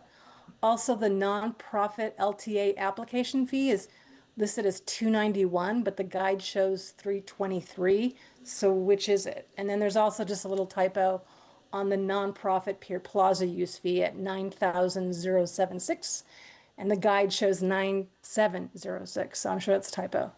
I hope those numbers can be fixed. Overall, I support the direction. I simply hope we strengthen it so that this becomes not just a cleaner permit policy, but a smarter strategy for our local businesses, our visitors, and measurable public value. So thank you again. Thank you, Laura. Anyone else, Amari? We do have one more person that is attending by phone, ending in 3937. If you are joining, please remember to dial *9 to unmute yourself, and we will begin a timer once you start speaking.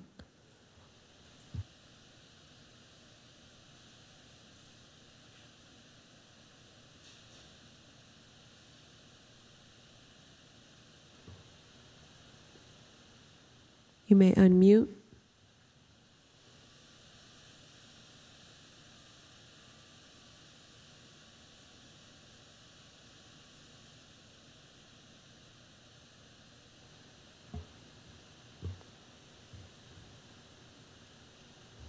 There we go. Are you guys able to hear me now? Yes, thank you. Hello? Oh, perfect. Hello, this is David Brandon with SoCal Beach Foundation. Brian, I just want to say thank you so much for proposing this. I think some of the ideas certainly needed to happen to streamline things, and thank you, Austin, as well, for all the work you put in for dealing with special events. The fee waiver grant program. This adjustment is directly about us, SoCal Beach Foundation, and I think that much is kind of obvious. We are the only ones that applied for it in the last year, if not 2 years, and our nonprofit has been working with Culture Club, bringing in kids to the beach, teaching them beach volleyball. On the flip side, we spend thousands of dollars making Hermosa beach volleyball courts better, adding sliders, straps, new nets, etc. When stuff breaks and people request it. I think we've done a great job doing everything we've been doing for the community, not to pat myself on the back, but we've had fantastic feedback. I make $0 doing this for the nonprofit. I do it because I love the community. My staff make $0 because we put in hundreds of hours of community service, and we do it because we love this beach community. We are a beach volleyball tournament. To get players to play in a tournament, we need prize money to encourage players to play, so they battle out for a certain amount of prize. We don't give it all away. We use the rest for funds like which I just talked about. And one of the biggest reasons our sport's kind of dying is that there is no prize money, and that's kind of opening up a can of worms. I'm a professional beach volleyball player myself, and to entice people to play in beach volleyball tournaments, you kind of need to have a prize. This fee waiver grant program, we've been trying to qualify for 3 to 4 years, and 2 years ago we were able to qualify with the help of Austin. Adding in this new rule saying we can't have prize money makes it unreachable for us as a beach volleyball tournament. And I think we're doing great things for the beach community, and I just don't quite understand why it's happening. I tried to reach out to Brian to talk about it, kind of not in front of everybody, but I just wanted to know what we did wrong and why this is even, coming about. Like I said, we were the only ones that applied for this the last year, and at one point I think we were going to get rid of it. And so we're finally able to qualify, and I think we're doing a great job for the community. And if someone disagreed, I think we would have a conversation about it and adjust that. But I just don't understand where all this is coming from. I'm probably a little bit over my time, but I would just like to know a little bit more why this is happening and what we're really trying to accomplish. Thank you. Thank you, David. Anyone else, Amari? Seeing no other hands raised. All right, I'll bring it back. So, does anybody have anything they want to state? Well, there seems to be a lot going on here. I have some thoughts. Well, I just think that one of the things we need to keep in mind is that this is supposed to be for the residents also. The program shouldn't be built just to serve the promoters, but we need to remember the residents and the amount of time and the days.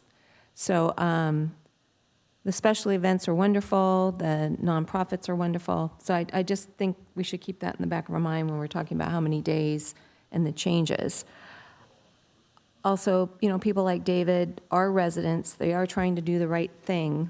And this is why we have people come and speak. They share really important information. And his comments about the fact that having a tournament and giving away a T-shirt isn't enough to have these fundraisers. So I think we should keep that in mind.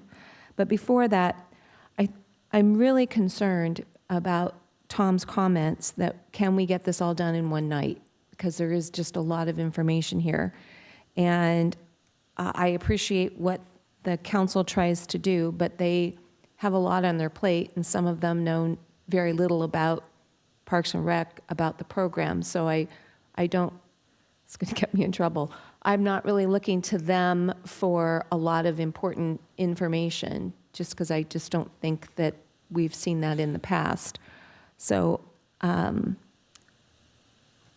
we talk about how much information we have here? And I know I served on this subcommittee, and I thought we did a really good job, but we knew there would be changes. It's been years. So I think there are valid changes that are required, and that we have hamstrung the staff with having to make a lot of, to work around a lot of rules. So there are a lot of positive changes here, but I just think we might miss things and we don't get a chance to make these changes very often. So that's what I'm going to share right now. All right. So, I appreciate the simplicity, the drive for simplicity in this guide. It's something when I first started, I was like, this is way too complicated. So, I'm generally supportive of the changes that have been proposed. I certainly have some bits that I would object to. First and foremost, pretty strongly, the adding of the impact characteristic new versus returning. I don't like the purpose of that. Level 1 through 3 is the magnitude of the event, and whether an event is new or returning, I don't believe has anything to do with the magnitude of the impact of the event. And I think, to Tom's point, I think it could throw things into level 3 that really aren't a level 3 impact event. So I'm very opposed to that. Fee waiver grant program, I don't want to be mean, but I feel like we should just scrap it completely. I mean, it's $5,000 the city's giving away. We give it to 2, maybe 3 organizations, if they even ask for it.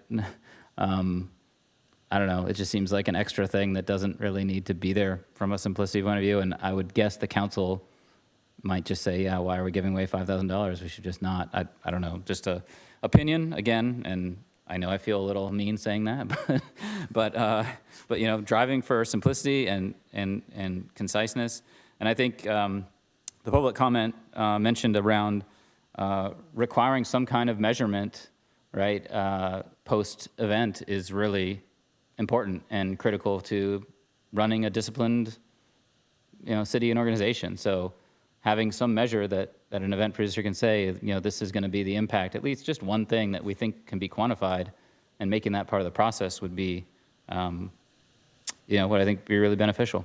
So I think those are. I mean, for the most part, I'm in support of these staff's recommendations here, just with a few exceptions.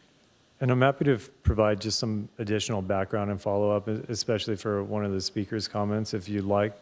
Regarding the fee waiver allotment, that does go to City Council annually for approval for the allotment of $5,000 to the fee waiver grant. So they are aware that the program and the amount exists. Regarding the survey, we have done surveying, especially in the peak season, the volleyball tournaments in the past, to prove the economic value that goes out at the event, that, and they bring that data back in their post-event presentations.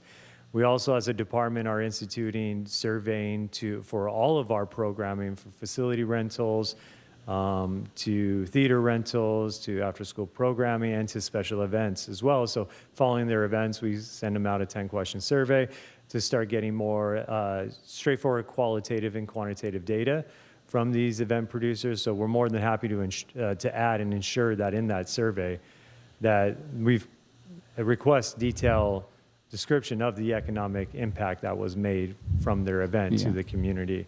And then in regards to the first policy recommendation for the updates, the returning impact events, if there is significant changes or any changes proposed in their event that differs from the prior years, then those events would be treated as a new event and would have to come forward to commission and council. So as long as the returning events have no element changes from the prior year or years, then that approval will be streamlined in September all collectively. But if they decide to add additional days or a new event element or a different location, then that would be come back to commission and council for consideration. Yeah, I'm focused on, like, my comment about new versus returning is the table on page 3, right? That has been added as a criteria to determine level, and I disagree with that decision.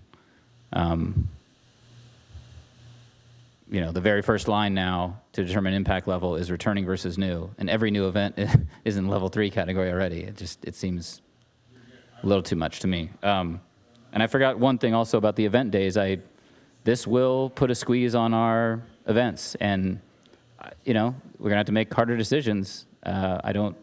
I think we're still in the ballpark. I don't think it doesn't sound like the number is going to go too high above the limit. So it's just a matter of making some potentially hard decisions, since we have so many returning events too in the summer. But well, and I I'm think up for that's what the residents have asked for us to be respectful of that. So I think that this is good, that it does put our feet to the fire. Can't believe I said that. Tracy? Just to your point, Todd, when you look at that chart on page 3, you are seeing that it's 2 or more. So it doesn't just mean new. Right, 2 or more, but Okay. but 2 or more, and the first thing is new. But you still know. have to fall into one of those other categories. Right. So if you're new and you're 2,000 people, you're impact 3, level 3. Right. If you're new and you're a holiday, and you're 25 Right. people, then Right, and I I see don't think now I see where you're new going. versus returning to me has nothing to do with the magnitude of the event, and that's what I understand the impact level is for, is to how impactful is this event? I see what going you're to saying. be? So if you're a new event and you're a holiday, but you only have 25 people, You're already you're and impact if you- level 3 because of yeah, the holiday level day. 3, yeah. Is that how it would be classified now, though, Brian? No, because that is not even in the matrix, right? Like if you look at the Yeah. matrix, there is no new versus returning, right? Yeah. That it's is not even there.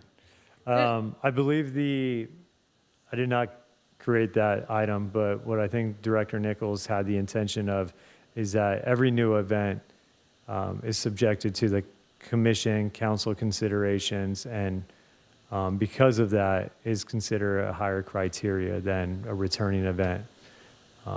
But I couldn't answer more detailed other than that. But maybe we do look at that a little more closely. There's a lot in this new policy that I think is really smart. And and you can make a recommendation for that if you consider that,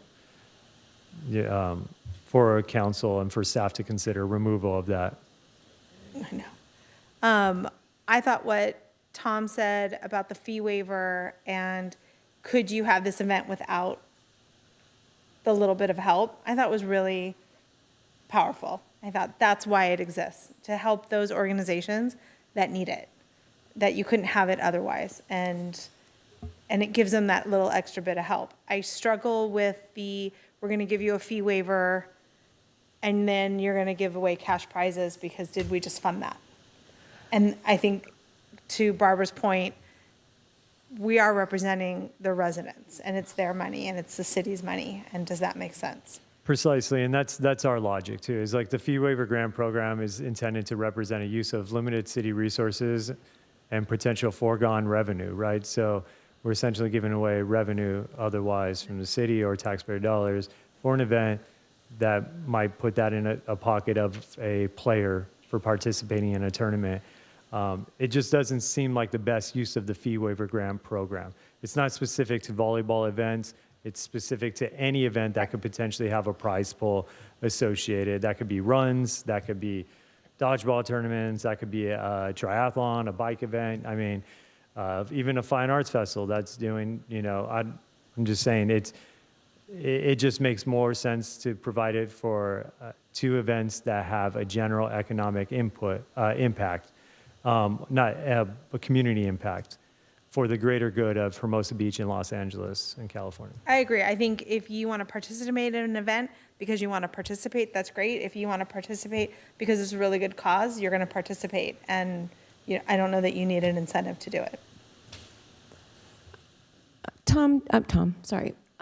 Brian, the fee waivers, we've gone many years and not used all of the fee waiver. We've been very lucky. I don't know if that's luck, but we've been That's accurate. And even in my more time, times than we've spent it all, I believe. right, and we've reduced that cost. When I first started here, I believe we had 15,000 in funds, and then I thought it was 20. we but- reduced it to 10,000, and then we reduced it to 5,000. Yes.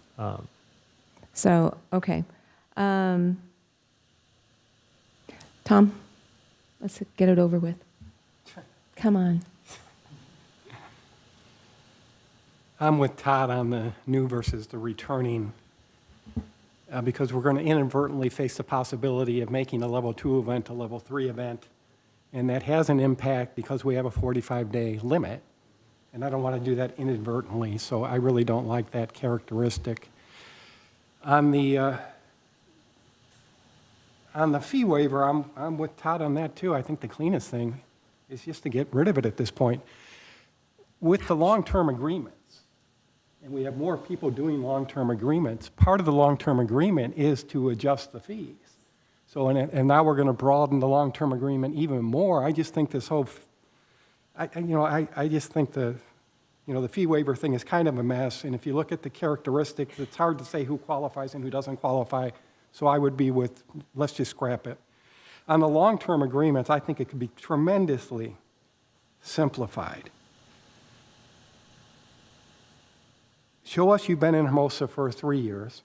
Apply for the long-term agreement. We're going to know whether or not we think that you're an event that we want to give a long-term agreement to. We can ask you about what benefit you provided to us. That's something that we can handle at the commission level without all of these specific characteristics, which is just way too complicated. And especially since we're trying to increase the long-term agreements because it reduces staff time. So let's have more long-term agreements. On the 45-day date, I do not like just giving away 3 dates where nothing has changed. We approach the limit every year. We exceeded it in 2022 because we had a national lifeguard competition come out here, which was a super event. So I don't want to just give away the limit. The policy has been for quite a while now, 45 days. We did the survey as part of the park master plan, and people understood how many events we have at the beach, and that's under the 45-day limit. So I'm comfortable saying the community's comfortable with that limit. I don't want to give away 3 days. I also think that we should comply with the code. Instead of asking council to change the code, we comply with it, which is we start counting on that Saturday before Memorial Day. And to accommodate that, we say our limit is 50 days. Now that's going to cause some people to set their hair on fire because they're going to think that we're increasing the events, but we're not. Going to 50 days does not increase the events at all. It just makes this policy more rational. So that's what I would do on that. Can I ask a question just because we're on that? You're saying increase it to 50 so that, because we already know what program is going to use those days, and that's No. the Arts Festival? If we adopt the policy as it's proposed, we're going to add 3 level 3 days without changing any event. It's 3. It's Friday, Saturday, Sunday. Okay. Austin, was it 3 impact level 3 events that would be added, or was it impact level 2s? Let me take a look. Okay. We can get those numbers for you, but I do know under this new policy update and based on this year's numbers, we would not exceed that 45-day limit if this new policy was implemented. We would be at the 45 We day. would be for impact, if they were impact level 3, which I think we can confirm. Fine Arts Festival is impact level 3. Yes. It is, okay.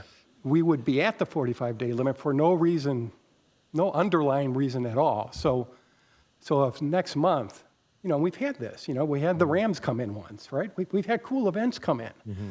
Then all of a sudden, we put ourselves in a bind for no reason at all, just by recharacterizing what's already happening. And I don't think we should do that. And I do think it's easier to just adjust the policy and not the code, which would be adjust the policy that we count from the Saturday before Memorial Day through Labor Day. We make the limit 50.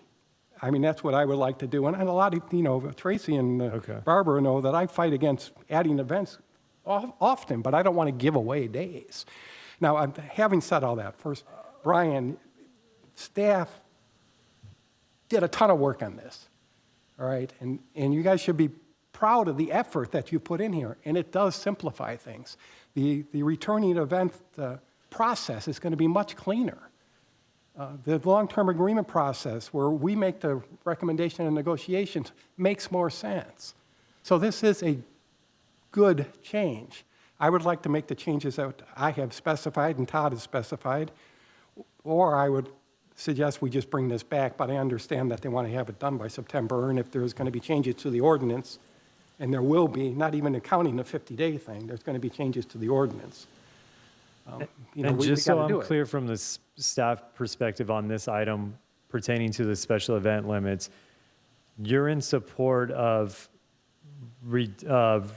staff's recommendation of removing only specific events specific to the coastal locations and including all locations, with the caveat that we increase the maximum number of event days to 50 from currently 45, because we're not asking to remove the 45-day limit with Right. our new policy. My preference would be we go to 50 and we count from the day we're supposed to count to. Right. So that the new 50 is really the old 45. But still includes staff's recommendation of Yes. including all Yes. locations. So subsequently, what if I'm hearing you correctly, approve staff's recommendations for the city special event limits, but increasing the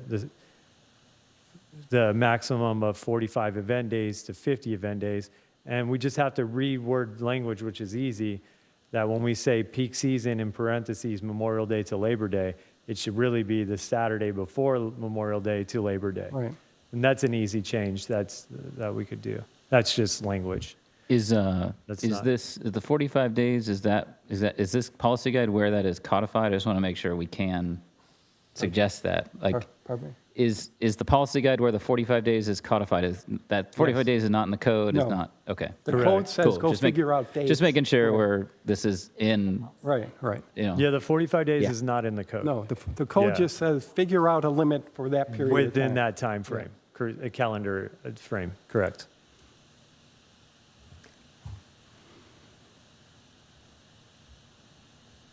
What? I'm waiting for you. Are you done? I've shared my thoughts. I'd like to Okay. hear others. And Right, you know, okay. if we get to a motion, we get to a motion. Well, eventually. so to go back to the waivers, to save some money for these nonprofits, we worked really hard on that, and I don't think there's anything wrong with giving back to the locals. I think I've voted against many waivers that have come from, multi-million-dollar nonprofits. So I don't agree with two of you on waiving that, just because a little bit is a lot to a lot of groups. And we have lowered the rate, and we've proven that we don't just give it away easily. And we've given back the money more times than we've spent it. So I do not agree on that at all. Regarding the 50 days, I'm all in on that. Makes total sense. There was something else I'll come back to. Hopefully Tracy has a thought on that, but I'm looking for something in my notes. Go ahead. Well, I've been keeping notes. Thank you. To touch on what Laura said in public comment and what you touched on as well, I think sending surveys out to most, if not all, the event producers is a really smart idea.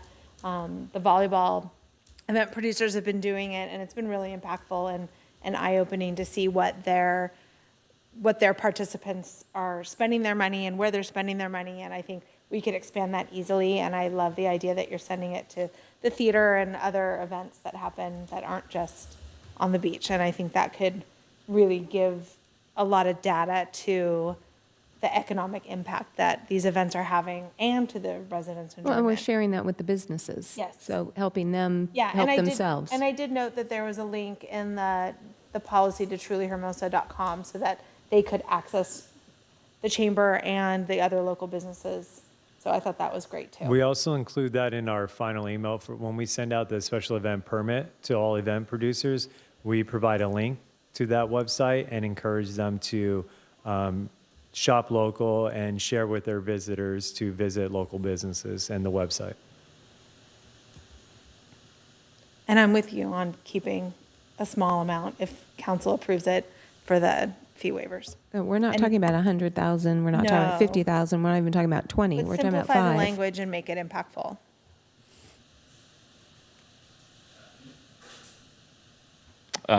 So it sounds like there's general agreement around removing the returning or new from the impact characteristics matrix, simplifying the LTA eligibility criteria to 3 years in Hermosa, and the peak period event days to 50 with the Saturday Memorial Day weekend being the starting point, which isn't in this document, but already in the code.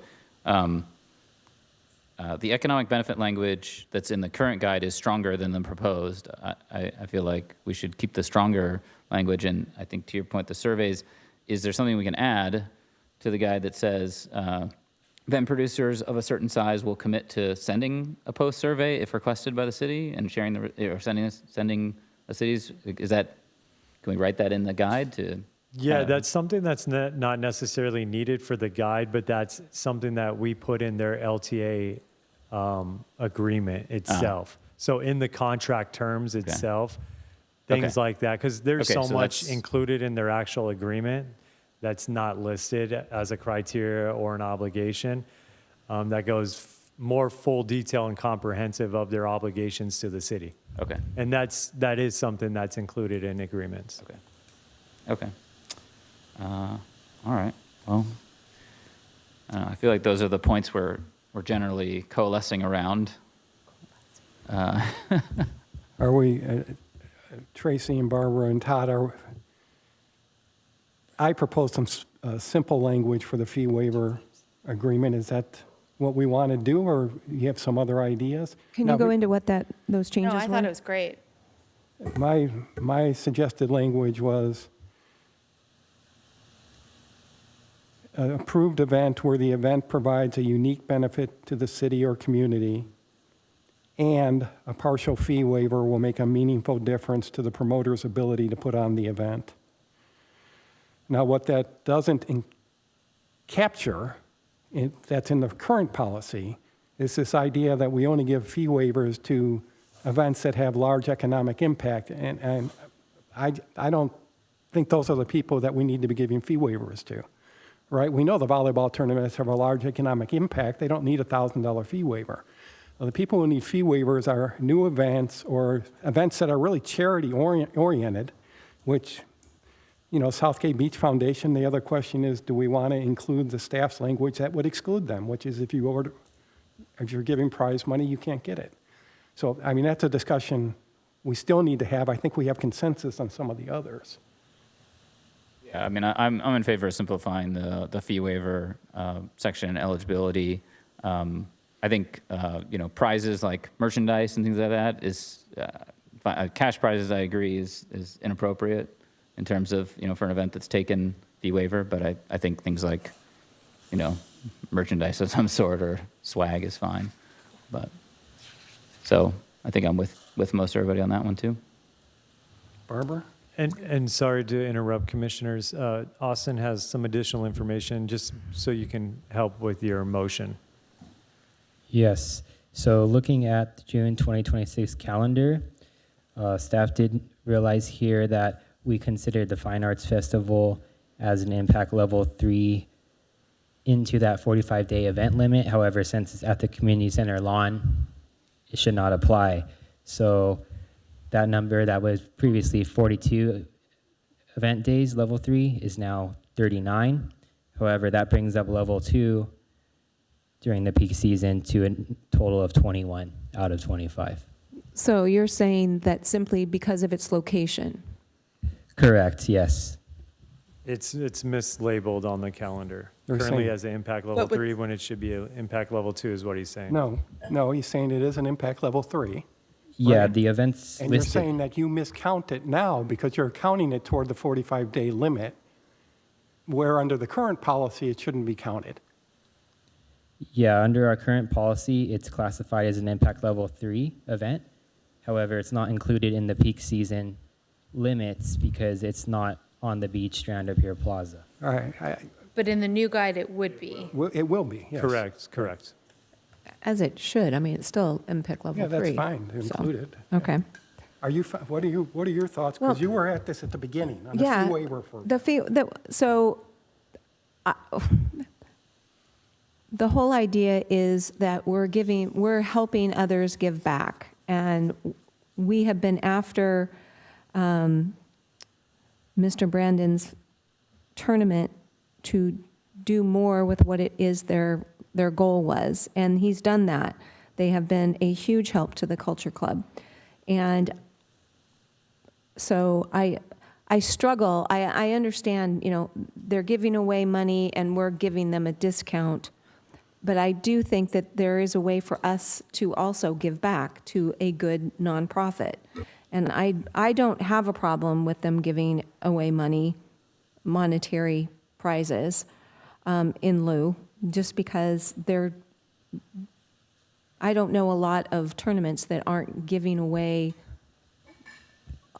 rewards. And I don't think a hat or a T-shirt or a gift certificate to an ice cream store is what they need to get these nonprofits to work well. So I don't have a problem with the money.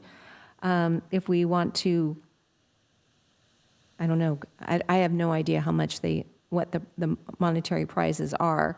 If we want to say it can't be more than what it is we've given them, if we give them 500, they can't give away more than 500.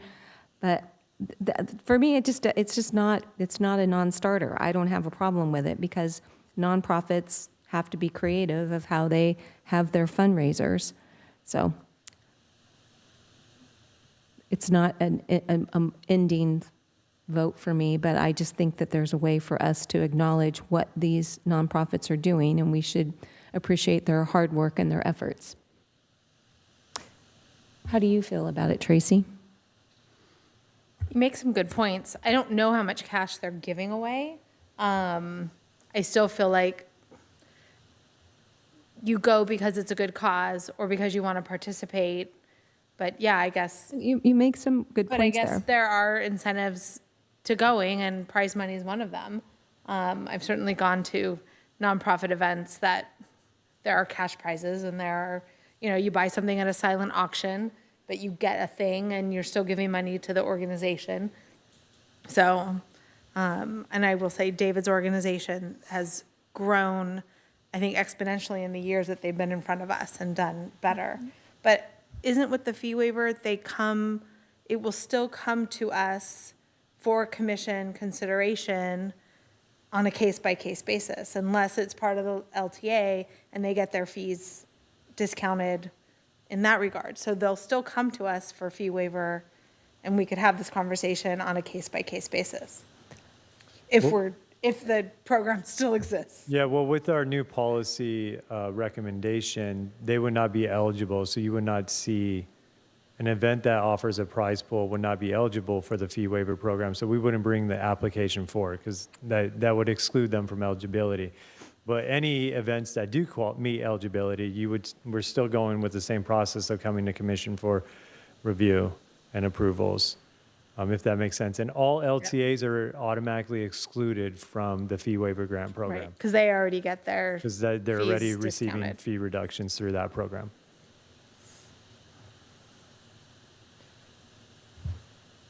Is there consensus on, let's not add the restriction that staff is proposing?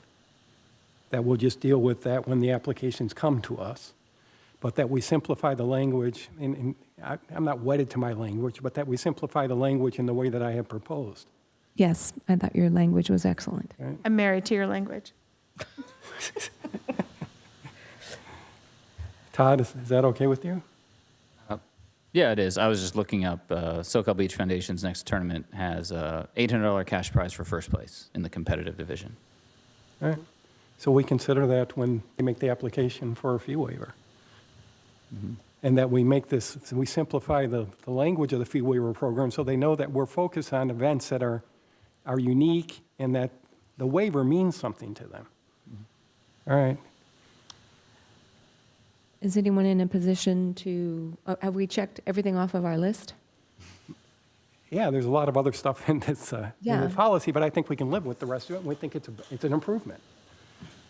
All right, I can make a motion, I think, on the 5 things, and somebody can correct me if I mischaracterize the consensus. Do you guys want to go over your 5 to see Yeah, if we okay. agree?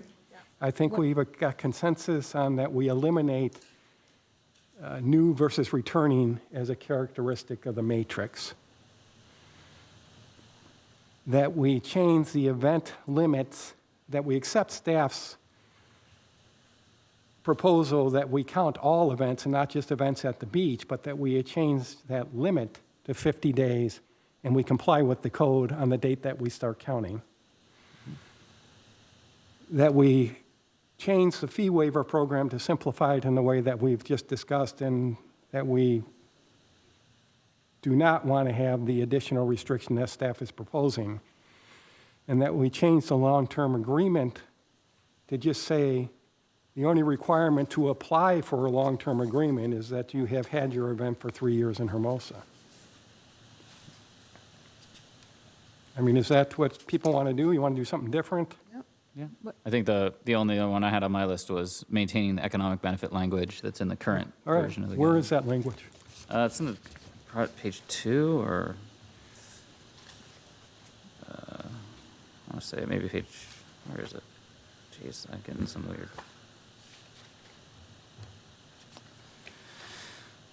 Sorry. Maybe not page 2. Sorry, it's page 6. And where is it? It's about second paragraph, economic benefit, and even suggest staff we strengthen it at all if we can. I don't see it on, is it page 6 of 14? Sorry, okay, are you looking at the pros or the current? I'm looking at the current, because we want to continue. Okay. Yes. The current is, I'm seeing it on page, oh, sorry, it's page 5. It's, for some reason, it's page 6 on my screen, on the electronic, but page 5, the top of page 5. Economic benefit, yeah. Event producers will be required to detail positive economic impacts as a result of the event in the special event application. Event producers should encourage use of local businesses to event staff, participants, and spectators. Hermosa Beach Chamber of Commerce and Visitors Bureau business directory is available at Truly Hermosa. Additionally, event producers should engage with local businesses to explore partnership and promotional opportunities. And I think, as the commenter mentioned, that was softened a little bit in the proposed. I'm just trying to find the. Page 4. It's page page 4 4 still. in the Yeah, page proposed 4. new one. Is there any? It basically removed the first sentence, I guess it looks like. Just remove the sentence about requirement of detailing positive economic impacts in their application. Well, I'm ready to make a motion on the 4 things, and then Todd, I can turn it over to you, so Okay. we have, Can I- we have correct language Friendly on that. amendment? Yeah, just add back in the Pier Plaza promotions. Oh, yeah. Yeah, I think Brian's already got that, Yeah. but that's the only thing missing from the list. All right, so let me have a motion. I'll propose one, and then Todd can add the language, and then we'll see if we can do this. So I would move that we recommend approval of the proposed special events policy guide with the following modifications. One, that the Pier Plaza promotion be put back into the policy. The second is that we eliminate the characteristic in the matrix of new versus returning events. The third aspect is that we change our peak season special event day limit to 50 days, but that we start counting those days on the date that is required in the code, which is the Saturday before Memorial Day, and that we accept staff's proposal that that cap is not limited to beach events. It's all level 3 events. That we change the long-term agreement aspect of this policy so that the only requirement is that in order to apply to get a long-term agreement, is that the event must have been in Hermosa Beach for at least 3 consecutive years. And that we modify the fee waiver proposal to eliminate all of the requirements and add a new requirement that approved events can apply where the event provides a unique benefit to the city or community, and a partial fee waiver will make a meaningful difference to the promoter's ability to put on the event, and that we reject staff's proposal to add an exclusion for events that have prizes. And then Todd? Yeah, I would amend it by asking to leave in the first sentence of economic benefit about requiring the detail of positive economic impacts as a result of their events on their applications. I think, I'm tempted to think about some other ideas I have about this area too, now that I've been reading it, but maybe it's best for discussion separately, that part. So yeah, my only amendment is under economic benefit to leave in the requirement that they estimate economic benefit of their event as part of their application. Is that clear enough for the person that's writing this down for the motion? You're going to have to re-watch this this program a couple times. Well, definitely. Do you want to do 4 or 5 motions? Amari, do you want to take a stab at that? Essentially, you're approving staff's recommendations with additional recommended modifications for City Council to consider as amended. Correct. And we will present these options to City Council as staff's recommendations with the inclusion of the 5 recommendations of inclusions that or adjustments that you mentioned. Is staff clear about the adjustments that we're proposing? Very if not, clear. tell us and let's make sure they're on the list. Yeah, it's clear to me. All right, There are 6, actually. 6, yeah, with the Pier Plaza promotion, correct. All right. I see we moved the motion, but we don't have a second. I'll second it. My bad.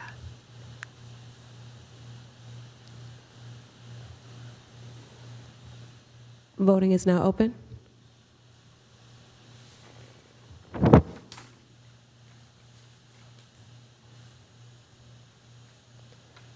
Voting is now closed. Motion carried 4-0. Well, thank you very much. Nice job. All right. That's good. That was good. All right. All right. So we'll move on to consideration of 2026 special event fee waiver grant request. Austin, you're still here. Yes, thank you. I'll just queue up the presentation.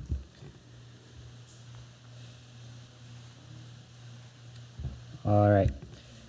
Good evening, Chair Alman and Commissioners. Austin Deweese, Special Events and Filming Coordinator on behalf of staff, recommends the Parks and Recreation Commission consider approval of the fee waiver grant request for Alzheimer's Association for its Walk to End Alzheimer's event in the total amount of $1,861 as proposed in the staff report. Next slide, please. Some background. At its November 17th, 2025 meeting, City Council designated a maximum amount of $5,000 in fee waiver grants for the 2026 calendar year. As of today's meeting, fee waiver grant amounts of $1,740 for Our Lady of Guadalupe for its Eastern Sunrise Mass, and $1,399 for SoCal Beach Foundation for its volleyball tournaments have been allocated for 2026 special events. Next slide, please. Alzheimer's Association will host its Walk to End Alzheimer's event on Saturday, October 10th at Pier Plaza and on the Strand north of the pier. The $1,861 requested would be applied to a portion of the nonprofit daily event fee and Pier Plaza use fee. Next slide, please. The current fee waiver grant balance is $1,861. Should the commission approve the fee waiver grant request of $1,861, the remaining balance would be $0. To note, the event producer was recommended to be in attendance today to answer any questions you may have regarding the fee waiver grant request, and staff are also available. Thank you. Thank you, Austin. So does anyone have any questions? All right. Is the event producer online?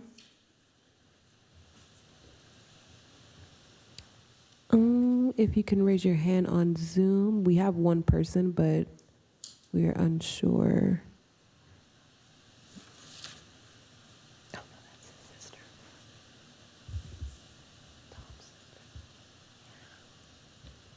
I don't believe the event producer is online.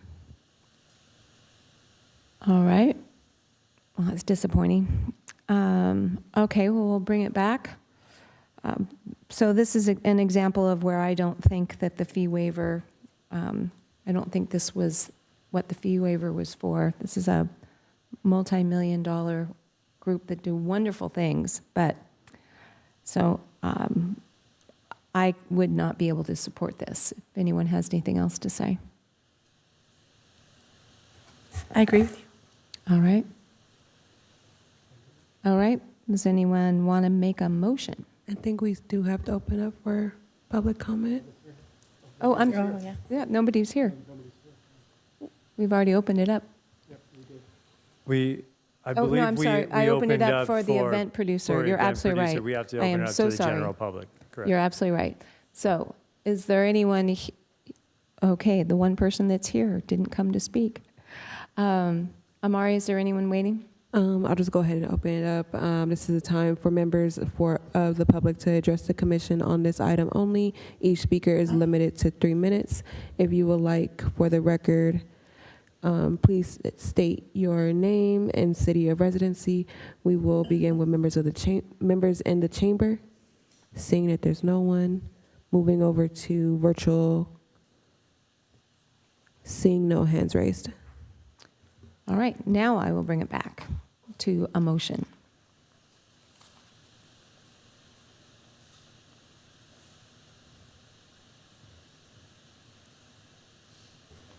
Okay. Is there any more conversation, or can I No one seemed to have anything to say, so. just say that we do not recommend granting a fee waiver to the Alzheimer Association walk? I'll second that.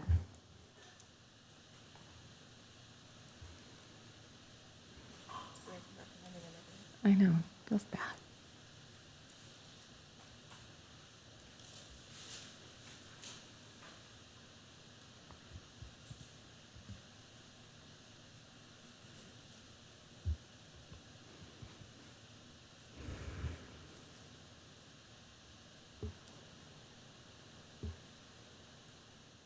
Voting is now open.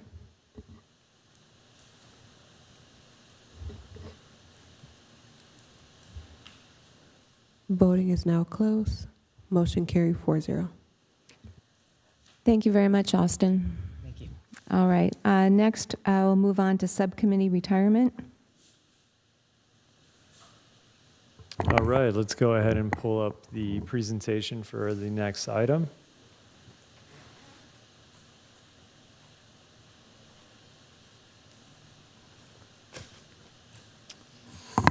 All right, this item is in relation to staff recommends the Parks and Recreation Advisory Commission to retire the Municipal Lease Policy Subcommittee.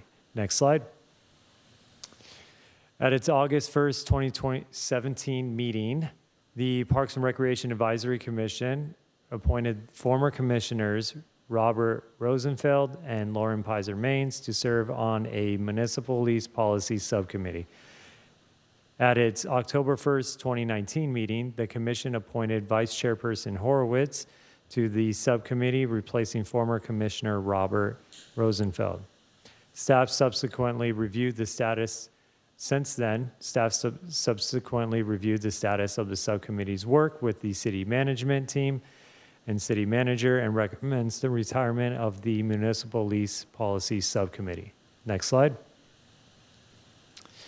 The commission, as a reminder, the commission serves as an advisory role to City Council in matters pertaining to the Community Resources Department, or better now, known now as the Parks and Recreation Department. Subcommittees are created to manage council-directed projects and assist staff in their completion. The Municipal Lease Policy Subcommittee was assigned the following tasks: to 1, review current practices of municipal lease agreements, and 2, create a comprehensive municipal lease policy for commission and city council adoption. Table 1 in the staff report displays the current subcommittees of the commission, which includes the Dog Park Subcommittee, the Municipal Leases Subcommittee, the Volleyball Court Use Policy Subcommittees, and the Youth Programs Subcommittee. Next slide. Since the creation of the Municipal Lease Policy Subcommittee, staff and the subcommittee have evaluated the feasibility and applicability of developing a comprehensive municipal lease policy. In summary, staff has determined that such a policy would not be practical or consistent with standard municipal practices. Lease agreements for the use of city-owned facilities are typically negotiated on a case-by-case basis to reflect the unique characteristics of each facility or the organization and the proposed use of such facility. These agreements often require tailored terms related to the maintenance responsibility, the capital improvements required, insurance requirements, the duration, and the public access, which cannot be effectively standardized into a single overarching policy. Next slide. In addition, staff conducted best practice research of 6 comparable cities and municipalities and found that none maintain a comprehensive citywide municipal lease policy governing all facility leases. Instead, these agencies utilize individually negotiated agreements. Therefore, staff recommends the retirement of the Municipal Lease Policy Subcommittee. City Council, for background, City Council was informed of the removal of this item from future agenda lists on their agenda, future agenda items on Wednesday, April 8th of 2026. And I believe that ends staff's verbal report. All right. Does anyone have any questions? Does anyone have any comments? I have no questions. I have comments. I think this is a smart decision. We do. We need public comment so before we can dive into discussions, but unless you have questions for staff. I have questions then. Yeah. So the question goes with the comment that I'm really disappointed about this whole program then, because this has been years, absolutely years, hundreds of hours of staff and the different people that served on this subcommittee. So is there a report that we can see from all the years of work that have been done? Because every building that is rented has to have a basic rental agreement, and there has to be some sort of contract. And we've never seen anything as it's been over 8 years, over 9 years almost. I've never seen anything. This subcommittee was around when I started. So I'm just disappointed that all of a sudden we're just going to vote, okay, let's sunset it and let's move on. I think the residents and this council, this commission should be able to know something of what's happened, because it's just going to go away. There's going to be no record, and I think that's wrong. So my question to you is, will there be a record? Is there a report of why this happened? Well, we have agreements on hand of the lease agreements with the agencies currently that were considered under the one municipal use policy. And during discussions, I think one of our subcommittee members who's on commission now can further elaborate on some of the work that was done, as I was in a part of majority of that work. But I can say, to help answer your question, we do have agreements on hand with those organizations, including the Rotary, Kiwanis, the museum, ARC, who utilizes the community center, and Friends of the Library. What about lawn bowling? That is a facility. It is a facility. I cannot elaborate on lawn bowling at this time. Okay. So yeah, I just think it's probably a heavier word than people would like, but I just think it's unacceptable that this has been going on for years and we have no real information. So I'm really disappointed with the decision to do this. So I'll open this up to public comment. This is a time for members of the public to address the commission on this item only. Each speaker is limited to 3 minutes. If you would like, for the record, please state your name and city of residency. We will begin with members in the chamber. Good evening, Commission. Ryan. David Graythan.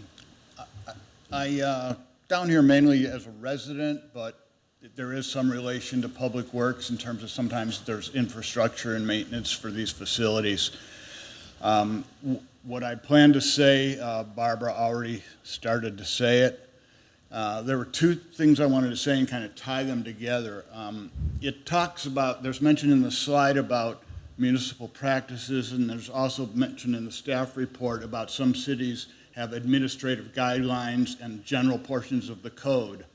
So I'm thinking to myself, even if these need tailoring on a case-by-case basis, what are the basic things that we use to still inform those decisions each time?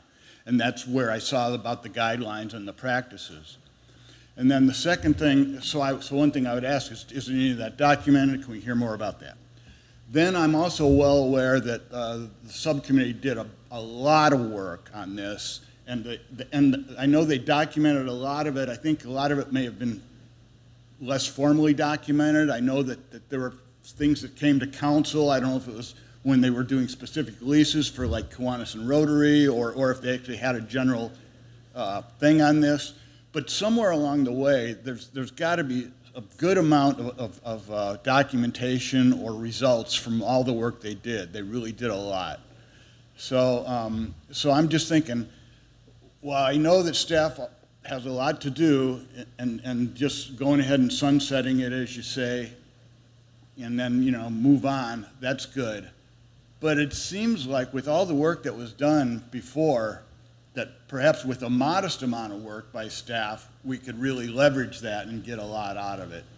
And so if you wanted to focus on what it was, maybe what I would say is, in lieu of a municipal lease policy, could we at least take the results of all the work that was done and use it to come up with some administrative guideline or some set of principles? Now, maybe we have that in place, and if it's already in place, then that's a good answer too. But so that's what it comes down to. A lot of work was done, and if we're going to do something, it'd be nice if we still had an administrative document like it says in the staff report. Thank you. Thank you. Seeing no one else here, Amari, anyone online? Seeing no hands online. All right, I'll bring it back. I think I've made my point. So if anyone has anything they want to say or make a motion. I will say a lot of the work that was done during that time with the subcommittee is going into practice with those agreements, right? Some of those agreements are on an annual basis. Some of those agreements are on month to month. Some don't expire for another 10 years. But a lot of the work that came out of this subcommittee with this lease policy will be impacted and foreseen for future agreements and future lease agreements. The whole principle of retiring the subcommittee is that we've came to the conclusion that we can't treat every facility the same under all of them the same under one guideline and one principle of a policy. They all have to be treated individually, case by case, depending on, as aforementioned, the maintenance requirements, insurance requirements, public use, public access, programming, size specs of the facility, city usage, all the above. Right, but these are all things that you're saying, but there's not, is there a report that reflects all of this? The only report that I know of was back in 2019. So I joined the commission in 2019. It was set up in 2017, and I don't even know if it came through city council direction or if it was a product of someone on the commission. So I don't know that. But when I came on in 2019, they were just in the process of having someone do like a rental assessment for what the buildings could currently rent for. But then as you go down that road, those rents are prohibitive. How are these organizations going to spend that kind of money, and what does that look like? So I know that there's a report from 2019. COVID paused everything as far as this committee goes because we just weren't focusing on that. But when it comes down to it, I agree with the dismantling of the subcommittee in the theory that how do you look at ARC renting a room or space in the community center with the Kiwanis building and Rotary. Lawn Club wasn't considered initially because it was only indoor facilities. So they did not Right. factor into that conversation, at least in the beginning, at all. because Right, but it was my only understanding, indoor. then we found out they were renting the inside of that building. So that never came up. We never had a meeting after that. We've had very few meetings because this was so challenging. How do you put all of these boxes under one umbrella? Well, shouldn't that be what the report says? You should come back and report to everybody that this subcommittee is being sunset. Because of But, this. these were our successes, these were our failures. I just don't think you can sunset something and say, well, it's almost No, like. I see your so. point, and maybe we should have had a more formal. Yeah, just to add, I don't want to add any work that staff doesn't have to do on staff because we have a very big project that we're unable to staff at the moment. So I don't want to generate a new report. So I think we just retire the subcommittee. I Yeah. will clarify, sorry, Commissioners, I just wanted to clarify, the subcommittee was created at the commission level. It was never directed from council. Yeah, I have no comment on the, specifics of this subcommittee. My reaction here is really about overall, opportunities to operate a lot better. I haven't been yet a part of any subcommittees, but I've talked to people who have been on them. So I've learned a little bit about how they work or don't work. This one clearly doesn't work. There should never be a subcommittee that stays open for 9 years. That is way beyond what it should have been. I think it just speaks to when a subcommittee, I don't know where the SOP for subcommittees exists, but in my world, when you start a project, you have a clear objective, a problem you're trying to solve. You lay out some high-level milestones. You lay out deliverables that are going to be accomplished along the way, and everybody agrees, yep, that is going to do it, right? I feel like what we've done so far in subcommittees is say, oh, subcommittee for a dog park. Well, we didn't really say exactly what the group was going to do or when they were going to. They got it done. They've made progress, I should say. But there's so many opportunities I see for just better operational discipline that we can help staff do that. And I just think to avoid something like this, No, it was very definitely possible. a learning process. Director Nichols and I both inherited the subcommittee. Neither of us were involved at the inception. And honestly, this should have been done years ago because we actually haven't had a meeting. It's been on the books. We've been kind of floating because the challenge was too great to try to put all of these pegs into a box. And it's impossible. It just doesn't logistically work. There were no best practices results where you could find another city that had a blanket policy. This should have been retired years ago. But if it makes you feel better, I don't think a lot of time, at least in the last few years, has been spent on it at all. All right. Good or bad. And I would say, if I can rebuttal Commissioner's Tullis, because although I do agree, it's to have a successful subcommittee, you have to have clear objectives in place and goals that you're striving for and tasks implemented. The Bark for the Park organization subcommittee does have that in place. We had clear, specific objectives and goals and phases in that project, which we'll discuss more. Yeah, but my point we're is close to the final phase. My point is that kind of planning, that should be part of the commission's decision. Yes, this is what we want. This is the subcommittee that should be formed and why it's being formed and what it's going to do, rather than just a one sentence, form a subcommittee to do this. I feel strongly we would benefit from more forethought. And if we agree to do a subcommittee, that we come up with a draft charter, which is a one-page thing that just explains what this project's going to do, when it's going to be done, when it will have accomplished its goal, right? Just some basic stuff. I just think there's opportunity for improvement. I don't know how to get it done, but You make a that's good what I point, see. but in defense of that, there was a clear objective, was to try to create a policy that then would have all of our indoor facilities sort of in the same vein of a rental agreement and how we lease out our indoor spaces. That was the objective. Yeah, don't I take think- me for attacking this particular subcommittee or No, and anyone. I'm not feeling super defensive about it because I think when you go into the objective of sort of having this blanket, can we make a municipal lease policy that fits all of our city indoor facilities? I think the ultimate conclusion is no. Yeah. It doesn't work. I have no reason to dispute you, but as a new person to this commission, I've been asking about what is this subcommittee about? These two subcommittees have been going on. Like, I've been asking since I joined, what are these two subcommittees about? And I've been told information will be coming later. Information will be coming later. There should have been a charter for the subcommittee that's publicly available that says this is its goals and what it sought out to do. Like, I think that information should be there. You make a very good point. All right. A motion? Go ahead. I recommend that we retire the municipal lease policy subcommittee. I'll second. I'm going to find Todd a subcommittee.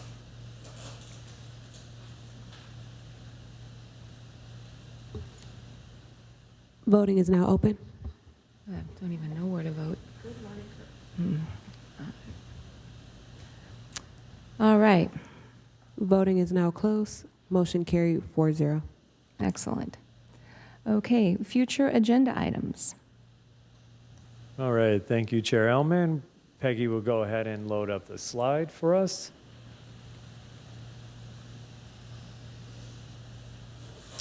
Okay, just a full review of the current future agenda items on staff's list. Next slide.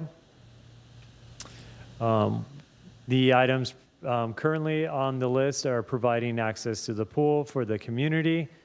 That was scheduled at the June 2025 council meeting with a review and discussion to defer to the commission during future agenda items, as well as the review of Hermosa Beach Lawn Bowling Club operations, including maintenance, usage, and management, which was directed at the June 23rd, 2025 meeting to review, deferred to the Commission and Public Works Commission during future agenda items, and the review of the Surfers Walk of Fame proposed relocation of the plaques, which was directed from staff at the March 24th, 2026 meeting. That's a typo. Review deferred to the commission prior to the review by City Council. Next slide. And as you can see for the update there, with the pool mentioned during our public comment period, but to reiterate, staff has been in contact with the advocacy group and residents advocating for the pool in Hermosa Beach, and we have provided a recommendation for them to start collecting the best practice research and estimations to what will go into potential locations here in Hermosa Beach, as well as we provided a resource to them of a contractor who has worked with the city of El Segundo for their pool project. Review, currently that item is exactly, that's where it is. Review of the Hermosa Beach Lawn Bowling Club, that item is being reviewed currently by legal and city council. We will have an update for you very soon on that item. And review of the Surfers Walk of Fame, that is a new one that was passed down at the recent city council meeting as part of the CIP project that's ongoing with the pier renovations.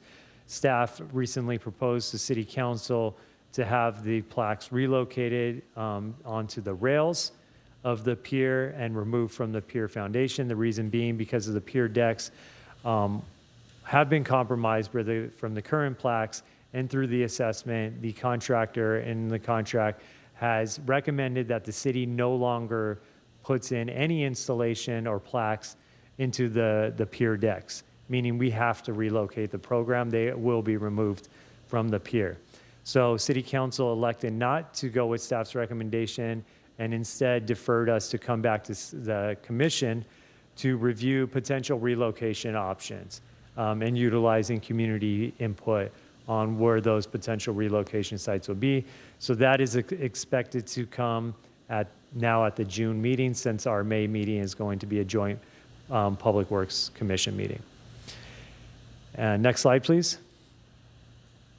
And tentatively for the June action items for commission consideration as of today, we are going to review and consideration of updated fees for the park after school program and the Valley Park Summer Day Camp to bring those fees up to market rates. We are going to review the Surfers Walk of Fame program, as just previously mentioned, and the election of officers for the commission.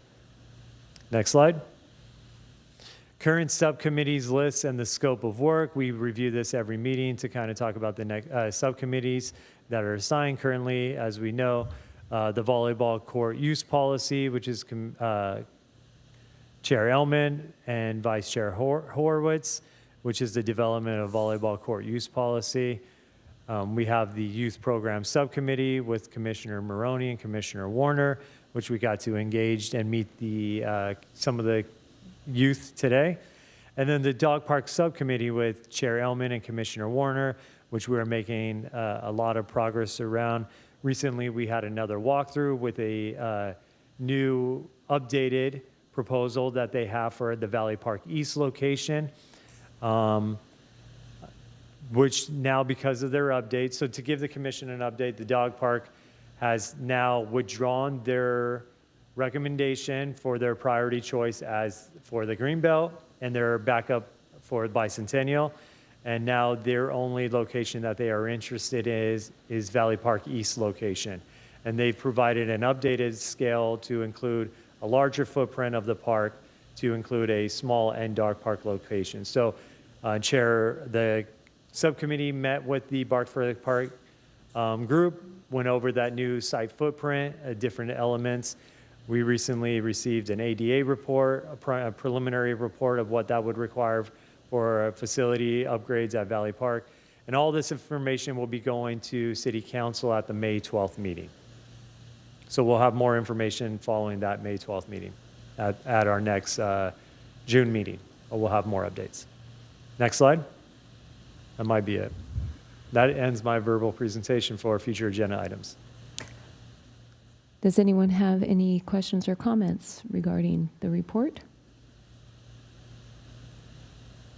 All right, I do. First of all, this looking at increasing the price for the camps, is this something that you're looking at doing for the after-school care for 26-27? Correct. Okay, and when are we hoping, I mean, when is sign up for that camp? Typically, we do signups end of July, early August. So when are you planning on? We're bringing this back to the commission at the June meeting. At the June meeting, all right. You're possibly going to check in with Tom Backley to see if we can understand what is going on with the possible building of a pool? We will follow up with Beach Okay. City Health District. Okay, regarding the volleyball subcommittee, it's an extraordinarily frustrating subcommittee. And I do have issues with the lack of work that we've been able to do.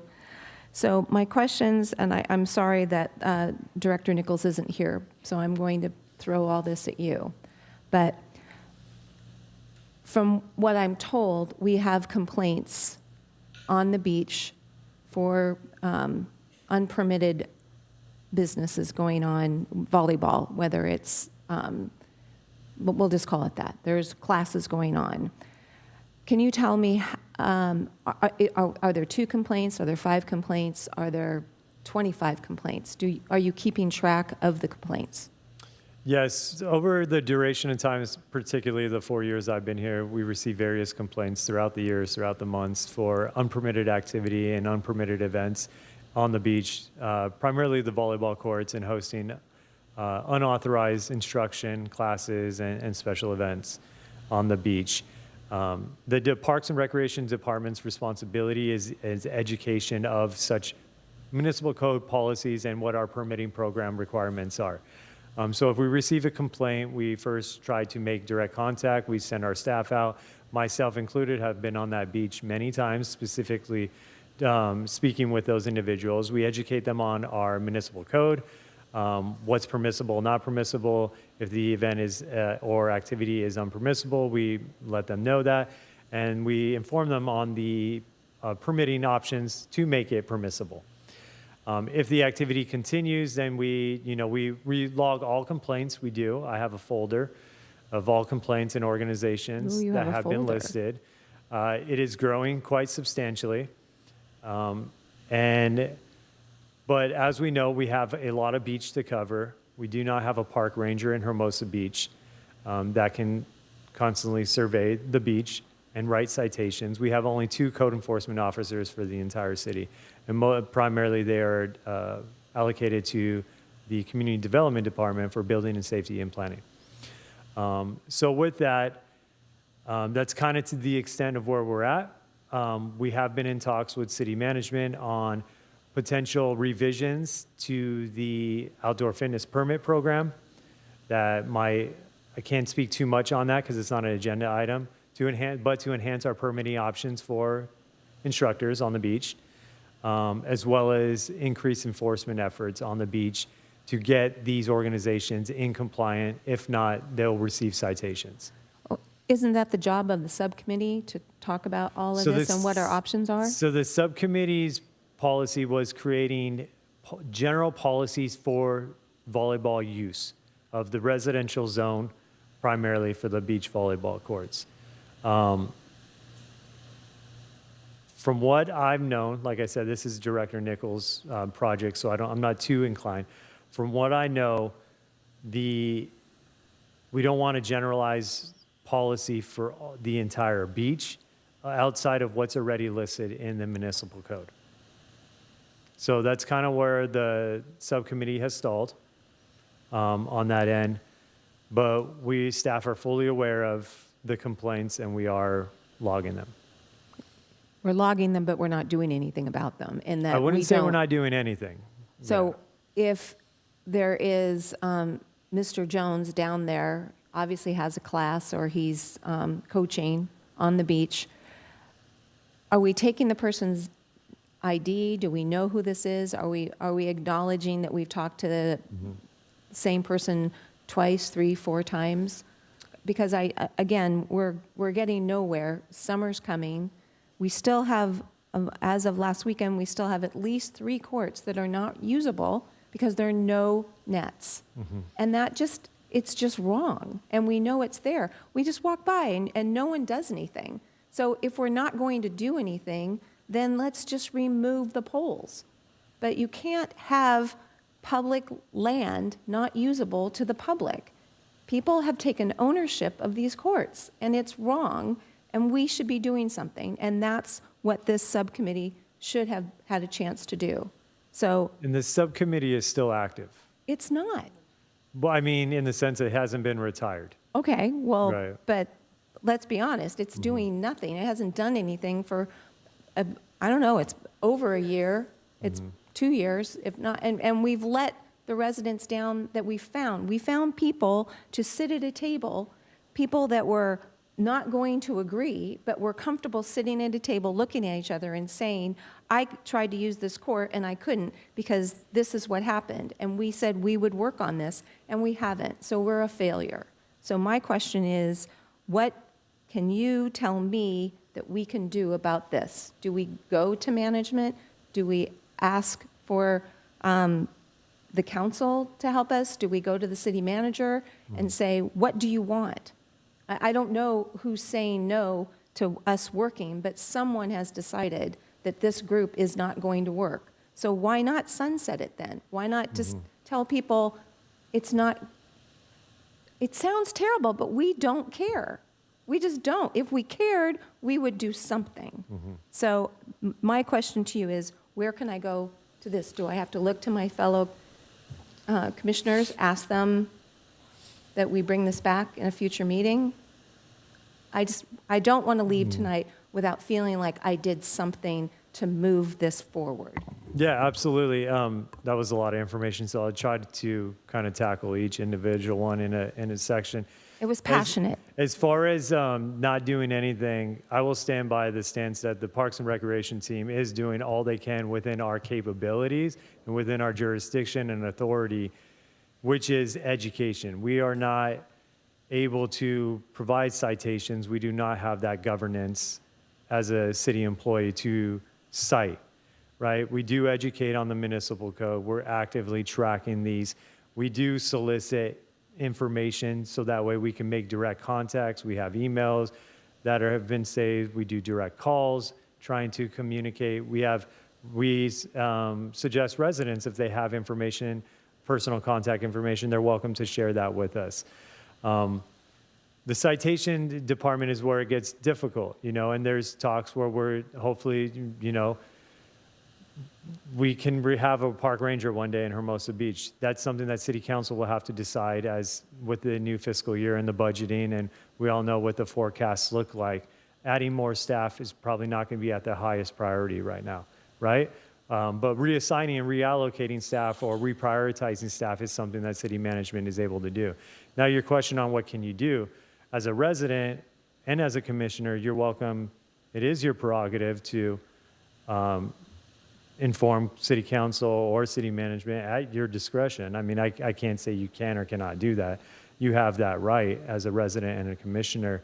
I'm welcome as a staff to go back to our department on Monday and request our director to have a subcommittee meeting to recalibrate, okay, this is where we left off. What can we do moving forward? Or is it best to make a recommendation to dissolve the subcommittee similar to what we just did with the facility use?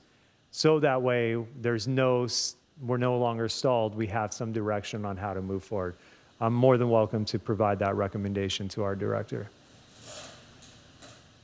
Any I hope I comment? captured everything. Okay, then. And the volleyball courts with the 3 missing nets, every time we see a net, we put in a work order request, which residents are welcome to do so on Go Hermosa, which we always encourage. If you see any maintenance or any potential safety hazards or risks on the beach or any public facility, you're welcome to provide a work order request. I will say confidently, every time we see a court missing a net, we first contact the resident stakeholder who's known to utilize and maintain those courts and do the upkeeping. We ask them to put the net back on. If they refuse to do so, we put a city net up. At times, we have put city nets up and we go back out there a few days later, the city net is removed. Now, there's no proof or evidence of who removed it, that city property is no longer removed. That is a battle that's ongoing, and that as far as your suggestion of why don't we remove courts, obviously our point is not to remove public access, it's to encourage public access. But you're right in the sense of how can they access a court that has no net? So that's something that I'm happy to talk to our city management team on of, okay, if we keep replacing nets and they keep getting removed, then what is the action? And I'm happy to follow up with you on that after All the right, meeting. because it seems to me that if someone is not doing the agreed upon job, which is to have a net on these courts, then they are not doing their job and the court should be I agree. removed. Okay. So, and if I should not have made staff feel like they're not doing anything, but I will say that staff is not successful in what this was supposed to do. That's how I feel about that. All right, the last thing is, because we do have a special meeting next month, can you give us an idea of what to expect from this meeting, how it's going to be run, and how it's going to be organized? Yes. Do you want me to jump in the director's report first or talk about that? That's great.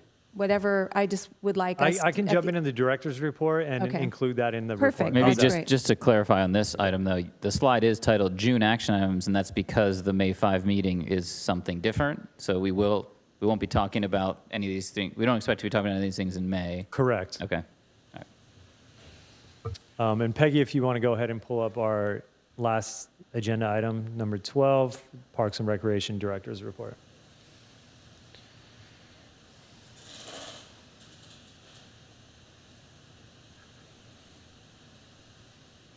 All right, next slide. Okay, so some CIP updates. CIP 630, Community Center gas line repairs. We are at the final stages of the project. We are still awaiting SoCal Gas contractor to install the new gas meter outside of the community center. You can see a giant hole next to the community center theater entrance on Pier Avenue. That is currently what's upholding the project completion. Once the meter is installed, Public Works engineers and the contractor will perform final inspections. as well as there's some drywall patching that we have to do in some of the rooms, community center rooms, ceilings. And then the center will be fully accessible with heating and gas. Look at that. Which is, What a I'm sure a success. lot of our senior programming and all of our youth programming will very much appreciate. And CIP 619 Kelly Core updates. This we have some recent updates for that. The one update is we are scheduled, as of today, a soft opening of the Kelly Court basketball courts on Monday. So starting this Monday at 9 a.m., which is operational hours, 9 a.m. to 9 p.m. of that facility, we will be open for the basketball court use only. Staff will be down there for the soft opening just to open the gates and put on the new chains, and you're welcome. The commission is welcome to join us.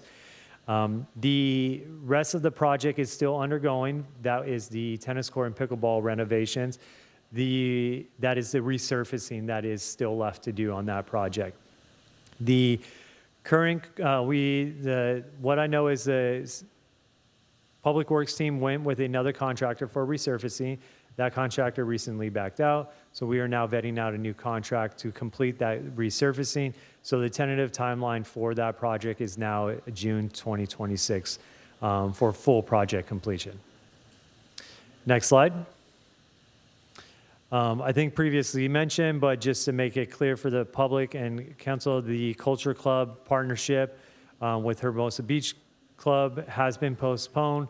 We have some funding restrictions and funding concerns with the program, or the organization has some funding concerns from upholding those classes. So right now they are seeking donors, but we do fully anticipate moving forward with the partnership once funding is secured. Next slide. Department name change. So if you have drove by Pier Avenue on the corner of Ardmore, which I know it can be chaotic enough, so no one's paying attention to signs, but, well, the driving can be chaotic. We have posted up a new department sign letting the public know of our recent transition from the Community Resources Department to the Parks and Recreation Department. And next slide. We wanted to publicly congratulate our second season, our Winter 2026 Adult Basketball League champions, which was Team Live Oak Crew. A couple weeks ago, they completed the playoffs and won the championship in our second season. So congratulations to Live Oak Crew. Our third season just kicked off this past Tuesday. Next slide. And we wanted to give a shout out on behalf of the California Parks and Recreation Society, which Hermosa Beach is considered under District 9. We recently held the awards and installation event here at the Clark Building last Thursday. So we had over 14 agencies across Los Angeles County attend that meeting, 125 park and recreational professionals in attendance to celebrate the new board installation, as well as give out All-Star and MVP awards to their staff. So that was a really cool event that we got to hold here in Hermosa Beach to celebrate the field of Parks and Recreation, as well as just recognition. I guess Lisa was supposed to do this, but recognition to myself for completing the year as the president for the District 9 board for California Parks and Recreation Society, and Austin, who is serving as now the recreation section rep for the board. And Cambria, our recreation coordinator, who is now assigned on the presidential series of the CPRS State Aging section. So as you can see, our Parks and Recreation team is not only busy locally, but statewide with state initiatives to grow our field. And very successful. Thank you. Is that the last slide?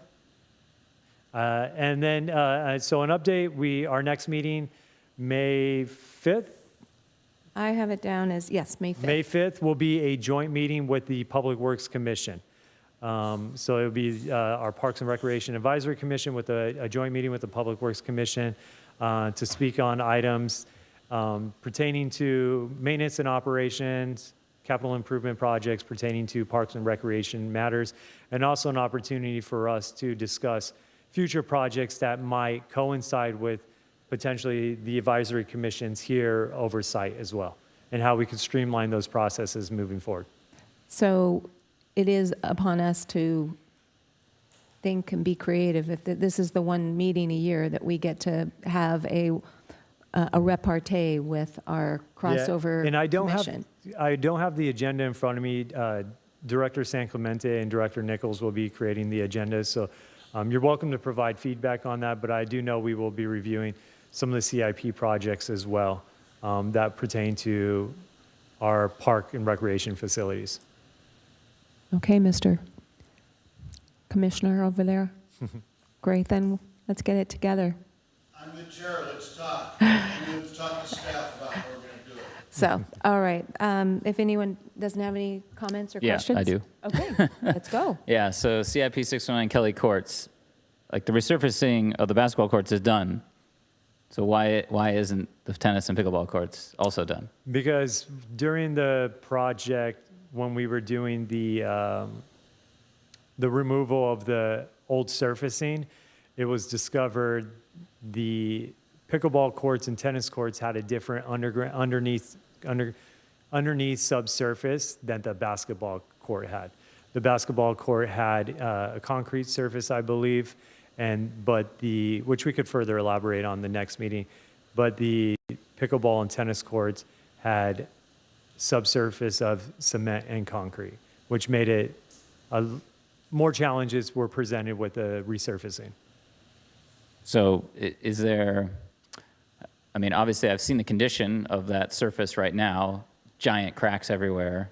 Does that mean that the surface of that tennis and pickleball courts is going to require more maintenance than it normally would? I don't have the answer to that. I would have to lean on the public works engineer. Let's talk about that May 5th then. But we could bring that up at yes, the May 5th definitely. meeting. And then my other question was about the RecTech project. There's no update on the Rec Technologies implementation? Yeah, thank you, Commissioner Tullis, for that reminder. I do have an update for the commission on that item. Let me pull that up. So the Rec US transition, so as we all know, we are transitioning our Rec software from ActiveNet to Rec US. This week, we began the discovery phase and the implementation. So staff has held 3 meetings in 3 consecutive days this week with the Rec engineers and their team on the development of our new software.